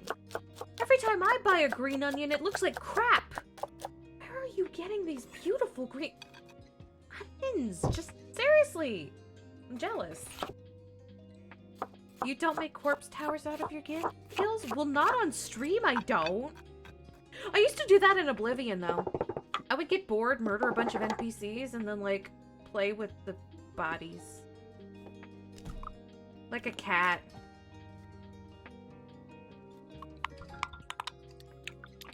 Pluck them out of the ground. We have them all over the suburbs I lived in. Fucking jealous. There's a community garden near me, but I don't know where it is. But yeah, back when I was a youngin', I would spend literally hours just fucking around in Oblivion. So Oblivion gives me, like, serious nostalgia. Is it the best game? No. God, no. But it gives me the funny feeling. Not funny, the fuzzy. I misspoke. It doesn't tickle my taint, okay? I'm not that weird. Okay, that's a goddamn lie. I am that weird, but not in that way. Then shout them off a mountain. Oh, that'd be fun. One of my favorite things to do in Oblivion was I crafted a custom spell, right? Because this was back when you could do that. Where I would do like a 1 to 3 second duration, massive AoE frenzy spell. And I would go into a crowded tavern and I would cast the spell. And by the time the spell wears off, everybody's already pissed at each other anyway. And so they're fighting, and I would love to watch them fight to the death. It's janky and looks like ass, but it's my childhood, so I'll forever love that game. Me too! Not to mention the dialogue is, well, famous. Super slide helmet that nukes the map. What's super slide? Why do I have to choose between soup or a slide? I mean, I guess I'll take the soup. I'm not really wearing, like, clothes that would be good for a slide, but I'll take the soup. I'll always take the soup. Noodles. Hey, doobers! What's up, motherfucker?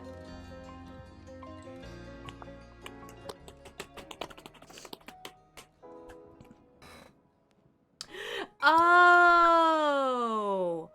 Oh, I see. Gotcha. I understand. Hello. You missed us talking about the cringe that was Mexican week on, fucking Great British Bake Off. Oh my god, the way they all pronounced Pico de Gallo. Dude, I'm white and that makes me just melt into a puddle of what the fuckery. The way they all mispronounced guacamole. Like, it's not that hard. I say the rusty dagger for the start of the game to make a nuclear shank. That'd be fun. Like, enchanting a bitch-ass weapon to be powerful? That'd be fun.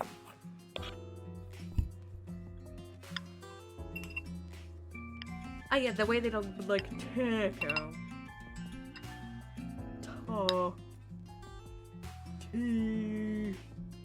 Gwen. It'd be like guacamole? Guacamole? I think somebody said guacamole.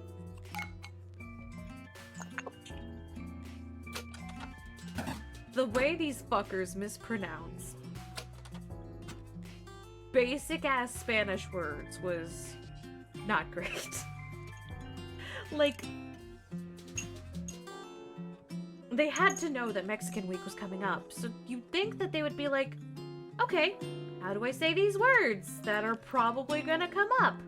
Oh yeah, guacamole. It's like, bitch. A lot of the contestants will do research before they come on the show. Some of that research had to include, like, basic-ass pronunciations. Quesadilla. Oh, God. Quesadilla. Oh, it makes me lightheaded. Oh, yes. And Paul with his fucking... Oh, yeah, I'm an expert on tacos. It's like, bullshit you are.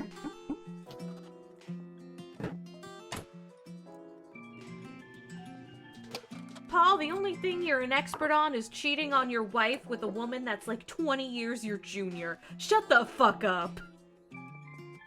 I'll anglicize foreign words to piss off my coworkers, but they know I know how to say shit. Sometimes I will grossly mispronounce a word in a way that's like so over the top that people are like, she has to be kidding.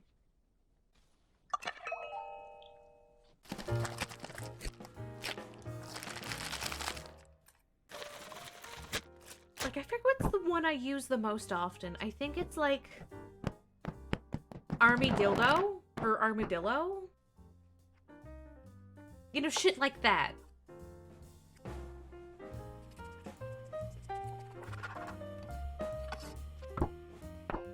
God, I'm still cringing on how I accidentally named the Prince of New Orleans Katrina in my setting.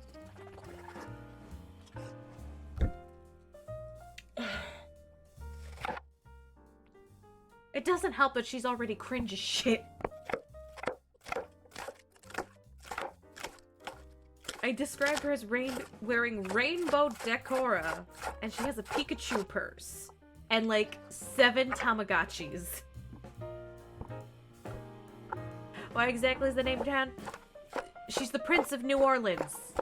New Orleans very famously got hit by a hurricane named Katrina.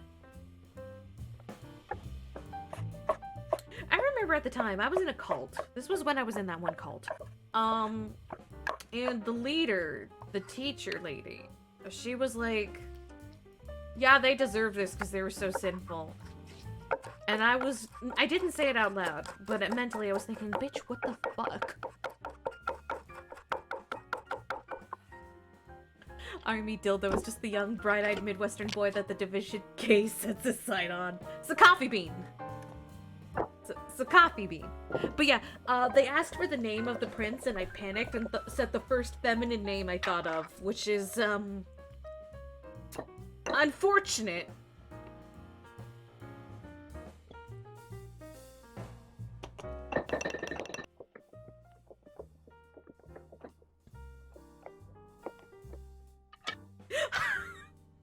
Toast is rapidly approaching our location to steal coffee beans.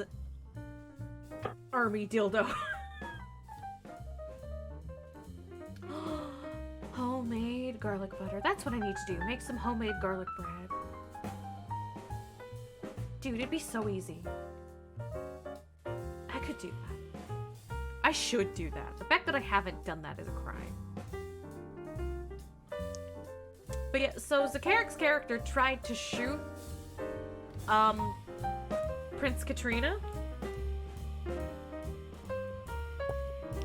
I'm gonna steal his butthole. It's mine now. Neither of you can have it. What if he needs to poop? Are you gonna eat it? Are you gonna 2 girls, 1 cup it?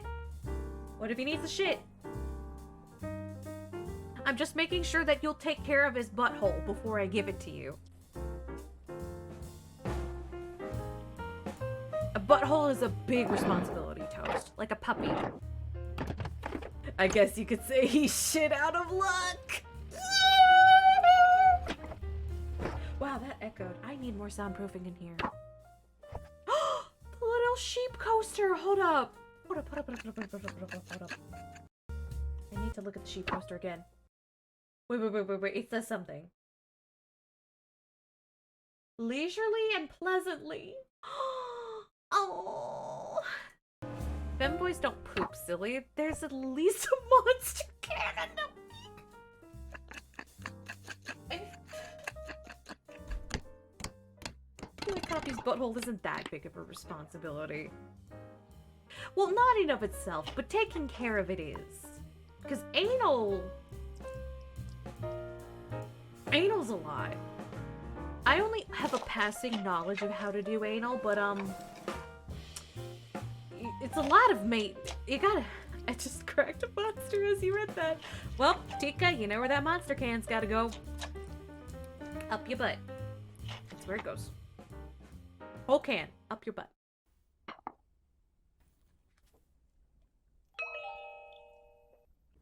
I would argue that between the two of us, bros, I'm more qualified in that regard. Fair enough. I fully admit that my knowledge of anal is limited. I do know, however, is that it's a colossal pain in the ass! So white inside, just like me and my Polish.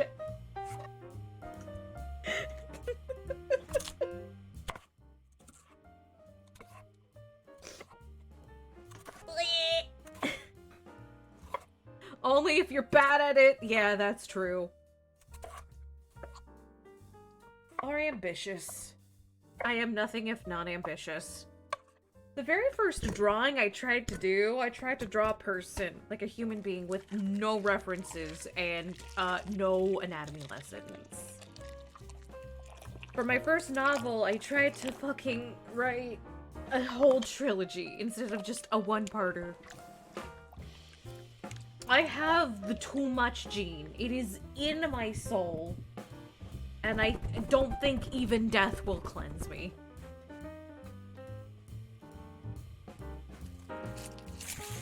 First sketch I was supposed to with suit of armor or some shit. Yeah. I remember people were nice to me when I was trying to draw as a youngin'. Was a fanboy giving head to a no-face dude? Holy fuck! You know what? I fully believe that. And honestly, good on you for drawing pornography. The world would be a kinder place if there was even more pornography than there is right now. And I know there's a lot, but we need more.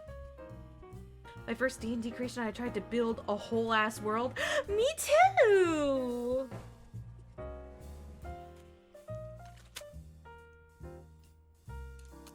My first foray back into D&D after like a several year hiatus, I tried to run a campaign called Plague Town.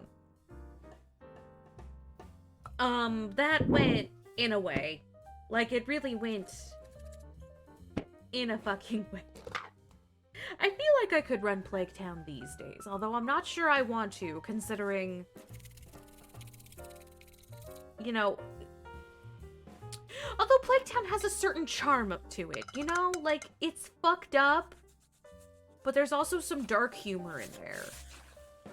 Because the residents are like a bunch of criminals who got exiled. It's a penal colony. Plague Town is not its actual name. It's a nickname given to it because they frequently have plague outbursts. And you say Plague Town, all I think is Dark Souls. There are some Dark Souls inspirations. Not a lot, but a little bit. There are probably better systems than 5e for that. Yeah, no, I tried to run it in 5e and it was a disaster. If I was gonna run Plague Town again, I'd probably take it over to either 3.5, or I might try... I don't know, could I do Plague Town in Vossen? No, Plague Town would not be good for Vossen. If my schedule allowed, I'd try to join more TTRPGs, but my choices are either staying up super late or talking to British people. I would rather eat my own foot than talk to a British person who's not... I think Rolster's British. Also Alon.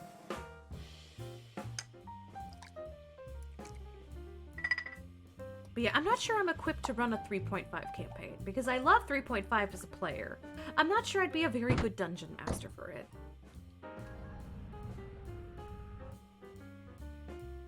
And that's okay. Maybe Savage Worlds would be okay for my Plague Town campaign. Because the problem I ran into, one of the many problems I ran into with Plague Town, aside from what, 2 of my players just did not mesh. Like, it wasn't like anyone was problematic. They were just had very diametrically opposed personalities. And that just happens, you know? Like, it just happens. It's okay. 2, schedule conflicts got in the way. 3, mental health got in the way. And 4, I couldn't present a real challenge to my players because everything, no matter how powerful I made the monsters, they would just get instigated. Didn't help that Zakaric joined at the latter half of this campaign with his fucking pseudo-twins characters. He was playing as 2 characters, but he wasn't really playing as 2 characters. Let me explain. I allowed this because he was playing as, quote, a pair of twins. Was actually going on, he was a class called like a demonic puppeteer, I think? I don't know. Something puppeteer. And one of the twins was a corpse puppet that was being piloted around. One of them would talk a lot and the other one wouldn't, so everyone thought that it was the non-talking one that was the puppet. It was actually the talking one. Spoiler alert, I know. Puppet Master. I could have sworn it was Puppeteer, but then again, it's been like years. It's so funny because Zakaric was like, oh yeah, this is a noble, bright character in a grim, dark setting. Like, they're just a pair of optimistic twins here to do good for the world. And in actuality, it was one severely mentally scarred halfling child? I forget. Piloting the dead corpse of his brother, and they were also notorious thieves, and that's why they got exiled to Plague Town.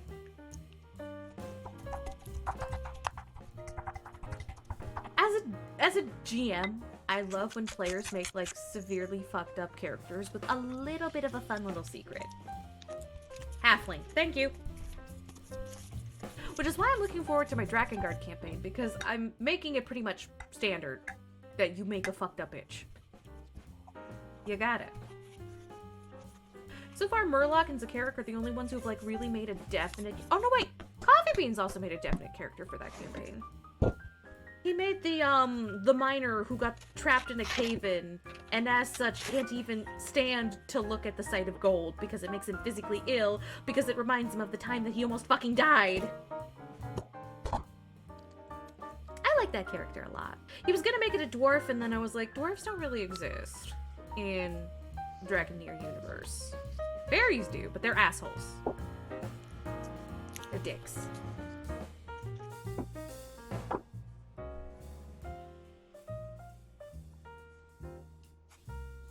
But yeah, if it could be considered remotely like monstrous, it's not really a playable character.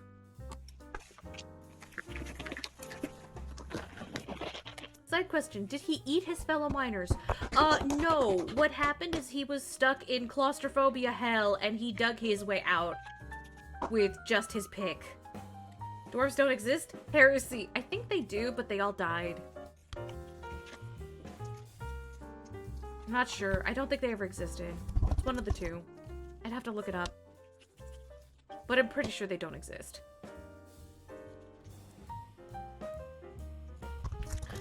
Elves existed, but in Drakengard 1, they all go extinct. I've made a character for it as well, just not fully made that. Yeah, because it's gonna be a while before it gets off the ground. So I'm not, like, hardcore pushing people to, like, fully make their characters. Yeah, it's my Drakengard campaign. Basically, it's like an alternate timeline version of the first game where, like, instead of the cast we get, it's the player characters playing the role. They're all time, basically. Thank you. And, like, some of the existing characters from the first game are going to take on new roles. Like, they're not going to be exactly like they were in the game. Like, it's going to be like an AU kind of thing. Because Yoko Taro established that there's a whole bunch of canon multiverses for that franchise. And so, in my heart, this is canon. So I'm gonna make it fucked up. But yeah, in the first game, the elves basically go extinct. Like, you find the last one. You find the last elf. But she's gone crazy, and also she gave up her ability to have children in exchange for power so she can eat children. Because she's a serial killer now. Because she's crazy. Because the kids got murdered, so she lost her mind. There's one elf, and she's a cannibal. Pat me, darling. I like the sound of that.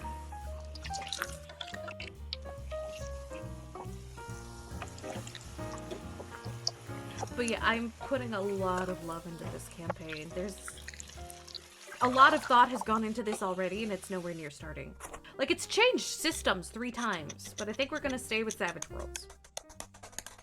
Because it kind of has that hack and slashy feel, because I'm trying to sort of emulate the gameplay a little bit. Just a little bit. I know you can only do that so much with a tabletop game, but that's why I chose Savage Worlds, because the system is very rocket taggy, and I feel like that's appropriate. I feel like being the last of something excludes yourself from being a cannibal. Well, she tries to eat Kime when she first meets him. She's like, oh, there's no children around, but an adult will suffice. And then she fucking tries to bite him. It's the funniest fucking shit. I love it so much. She's crazy. Man, she must have been pretty busy eating since she's the last elf. Yeah, she tries to eat children. She tries to serial kill the children by eating them. Oh yeah, your party in the first game consists of Kime, who's a sociopath.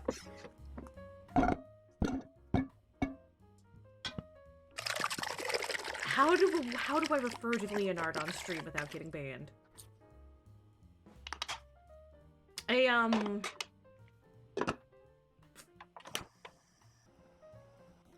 Taiga adjacent. There we go. There's a good one. If you know, you know. An elf who eats children and a child. One of these things is not like the others. One of these things is in imminent danger.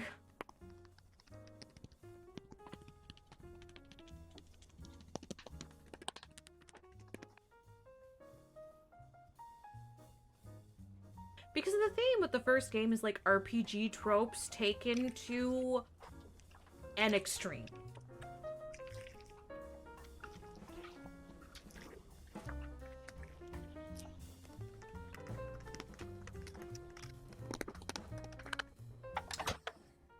Sorry, like, I had like 6 different thoughts on where to go in the conversation next, because I have so much I want to say, and they all tried to come out at once, and my brain just kind of short-circuited, and I said none of it.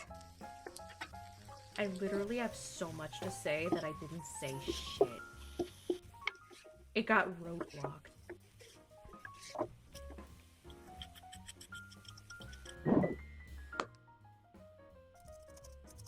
But yeah, I don't think... But yeah, that's just the first game. There's no PDF characters in the other 2 games in the franchise. As far as I know. Not that are in your party, anyway. I think there's, like, NPCs, but, like... Yeah, because the second game, you have Noe, Mana, Eris, and Yurik, and none of them are sus. Well, Eris is a pyromaniac, but that is definitely not the same thing. Like, we're pretty sure, like, at first it was a joke, but then it became canon. Her pyromania. So, that's fun. Like, okay, so that came from, basically there's a scene where they're about to burn Mana at the stake as a witch. And she makes a face. Like, Eris makes a face. And so everyone's like, oh wow, she's sexually aroused by this, isn't she? And then they made it canon in the 10th anniversary, where they gave a little factoid about every character. And we're like, oh my god, they made it canon! She's sexually aroused by fire! And she's like this paladin-y, noble, knighty character, so it's really funny. And kind of hot.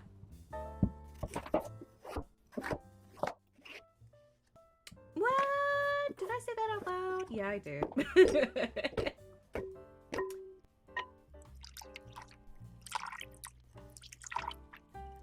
But it's literally just the first game that has a PDF character. It's kind of funny, right? The original darkness. She's not a masochist. She likes... I'd argue she's a sadist. Because the thought of burning another person alive made her very happy. So that's more sadism than masochism. Also, it's not just kind of hot. It's literally hot.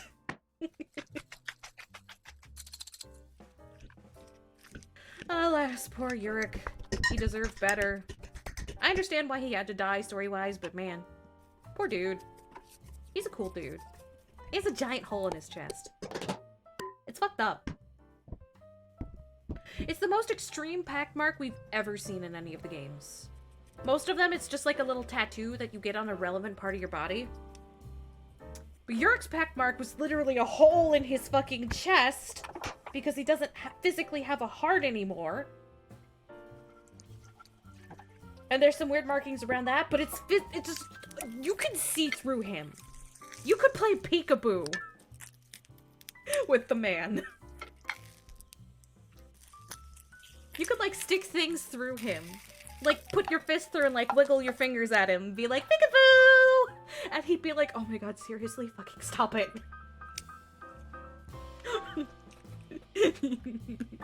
I don't know why that's making me laugh so much. You know what sucks about your first playthrough of Drakengard 2, though? It's a common criticism that a lot of people I know who play the game have with the game. With the first playthrough, your 4 different party members are effective against different enemy types. So Eris is very good against the undead. That's her thing. She smites the evil undead, wicked creature bastards. Unfortunately, in your first playthrough, in the moment where you run, in the parts of the story where you run the most into undead enemies, is when you think she's dead, and you don't have her in your party because she gets removed the party for story reasons. And that means you have to whittle those fuckers down with unoptimized characters. And it's so fucking annoying. Oh, it's so fucking annoying. Oh, dear Jesus, fucking Christmas cake. Ugh. There were these big, like, cavalier, like, horseback cavalry undead knight characters when the world's gone to shit, Kupo. And I just distinctly remember taking, like, half an hour to get past 2 of them. And I'm just sitting here like, man, this isn't fun. This isn't fucking fun.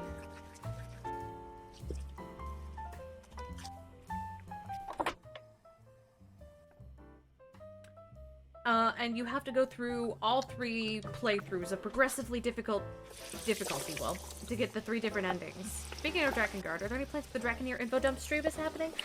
Yes, I plan on doing that in April, because I want to do some asset shopping. I want to maybe invite, like, a guest to horrify, who knows next to nothing, to horrify them, because I feel that'll be very entertaining. And I also have to do some asking around on Tumblr, because I will be diving into theories that I don't even know about. Like, that I only vaguely heard about on the iceberg deep dive meme.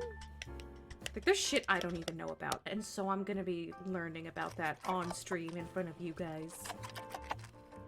Like,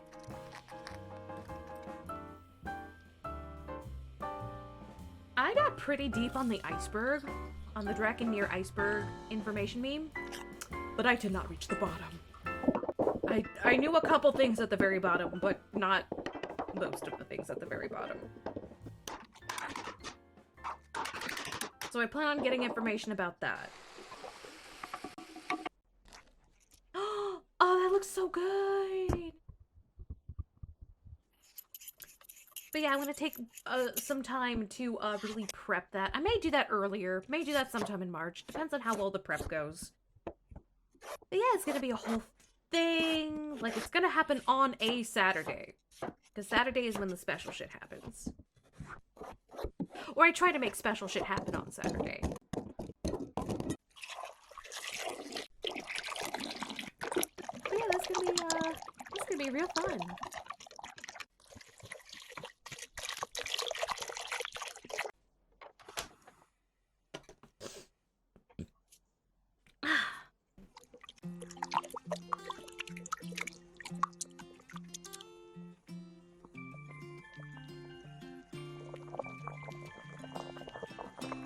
And the third game mercifully didn't have the fucking, you know, party members are good at certain things mechanic. Thank God. That was probably one of the more rancid things in the second game. Because in theory, it's good, but in practice, it's so fucking awful.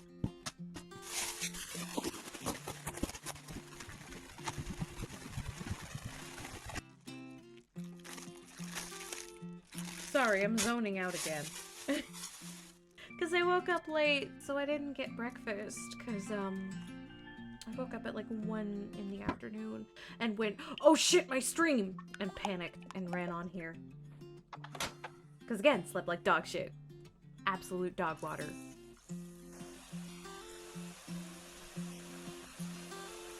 I can't blame my skin for that. I can blame my skin. I can blame my skin for that. My awful, awful skin. Oh, this looks so good, though. Unfortunately, my doctor told me to eat less carbs. He also was not getting back to me about my fucking test results, so fuck him. I'm gonna eat more carbs just to spite him.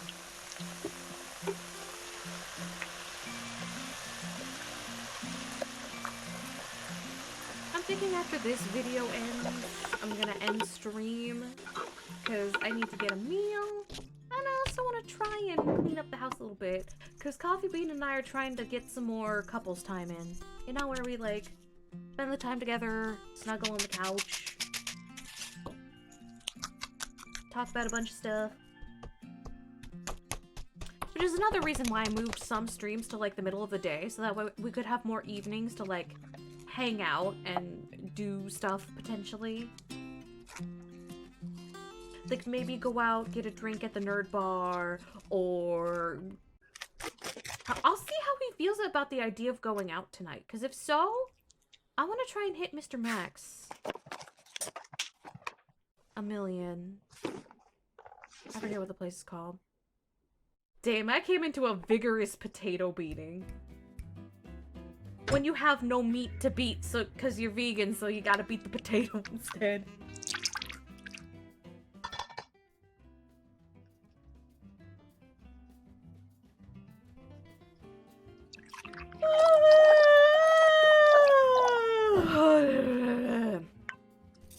I may not be up to going out.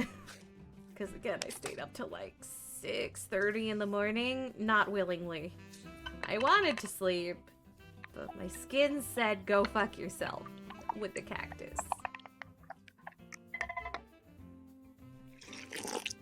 My eczema has gotten like 10 times worse than it ever has before. And if my doctor doesn't get back to me soon, I may start crying. Because this is incredibly disruptive to my sleep and ability to function in life. It was getting better for a while, but now it's getting worse again. Which sucks because I thought it would go away when, like, spring came and things got warmer again, and that is not happening. So, yeah. I am in hell, and I need help. Hope it gets better soon. Me too, because otherwise I may lose my mind.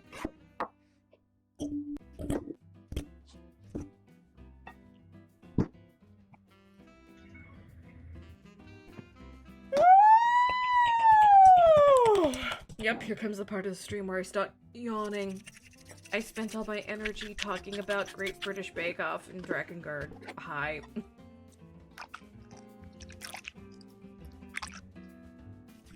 The only reason I don't talk about the franchise more IRL is because I'm pretty sure most of my friends don't give a shit.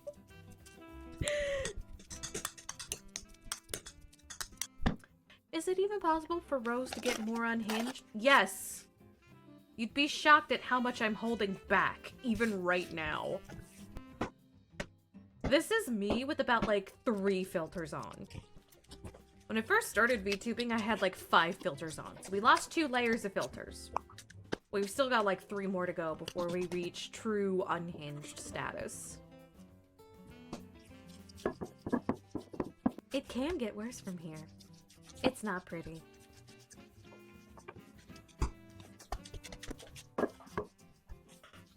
Ah, fuck!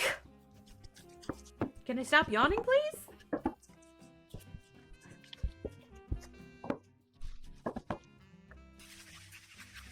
Oh, it's a tiny little pan.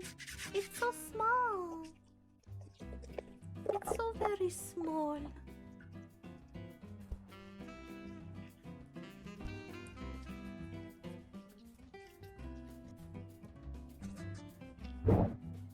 You want to see a little bit of unhinged from me? You post a picture of Drakengard 2 Kime. Because hooey mama. That's where my love of dirty serial killer men came from. Especially when he does that, like, creepy-ass smile. Like, I should be terrified, but instead, the pussy awakens.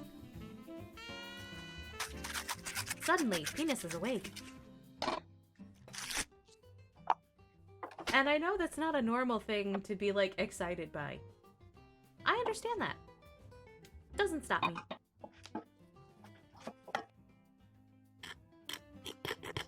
Crispy. Good crispy.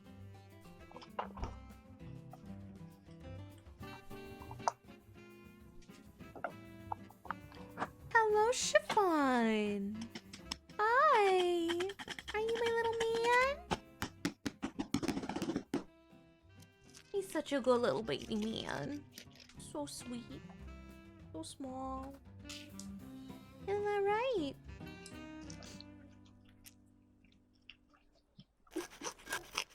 Potato grilled cheese. I did see a YouTube short last night where they made like a sandwich with a potato croquettes inside. I've never made a potato croquette before, but I've made gnocchi. Gnocchi's shockingly easy, you guys. Don't be intimidated by it, okay? Gnocchi is stupid easy to make at home. I firmly believe anyone could do it.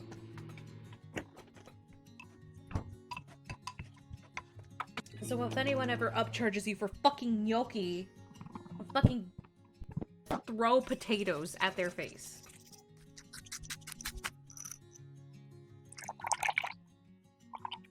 I haven't made gnocchi in a while. I think I should. Maybe make some gnocchi with like some, like a nice creamy, maybe put it with, what goes good with gnocchi? Maybe put it in a soup? Yeah, that'd be nice.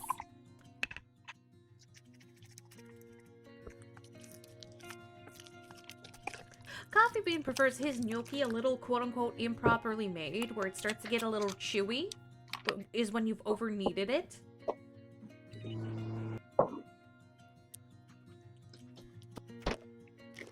Which is nice, because if I fuck up making the gnocchi, he will still eat it, because he will find it very delicious. Butter becomes very creamy while waiting. Ah, something else also becomes creamy.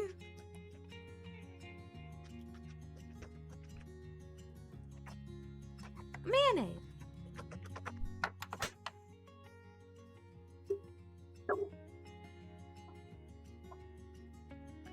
Yeah, I'm trying to get better about cooking again, but man...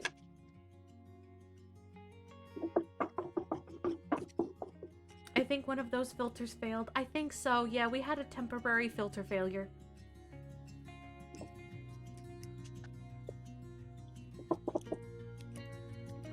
That's more likely to happen now that I'm fucking tired. So, just be aware of that. You know? Oh no! You made a Gordon Ramsay grilled cheese! Oh no! It's broken!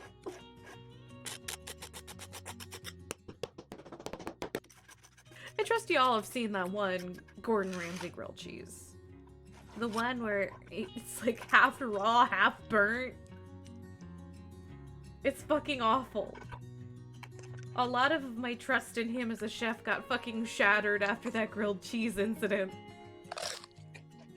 Oh, that crunch! Oh, that's a sexy crunch, dude. Potato pizza hotek? I hope I said that correctly. A Korean pancake which is filled with pizza topping. That sounds so good.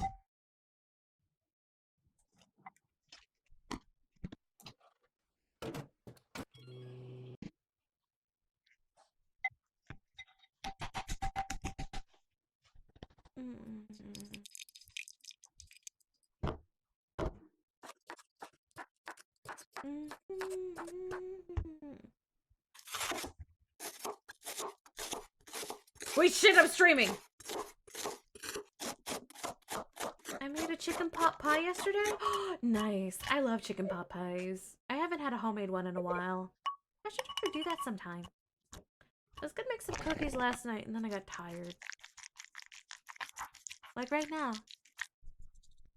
I was supposed to get a good night's sleep to compensate for the tiredness, but whoops, my skin said no.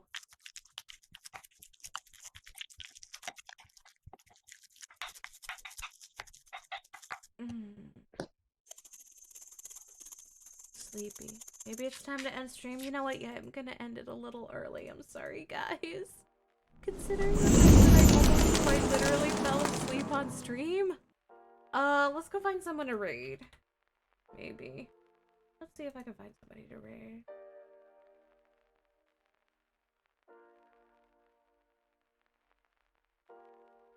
Let's see. Who to raid? Who to raid? Who to raid? I don't know if I'm gonna be able to sleep because again, skin's still itchy.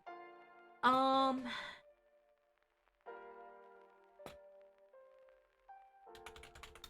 raid this person. I hope you all have a good day. Be good to each other. Stay safe. Be a decent human being. And stick up for your trans homies. They need it right now more than ever. Okay, bye.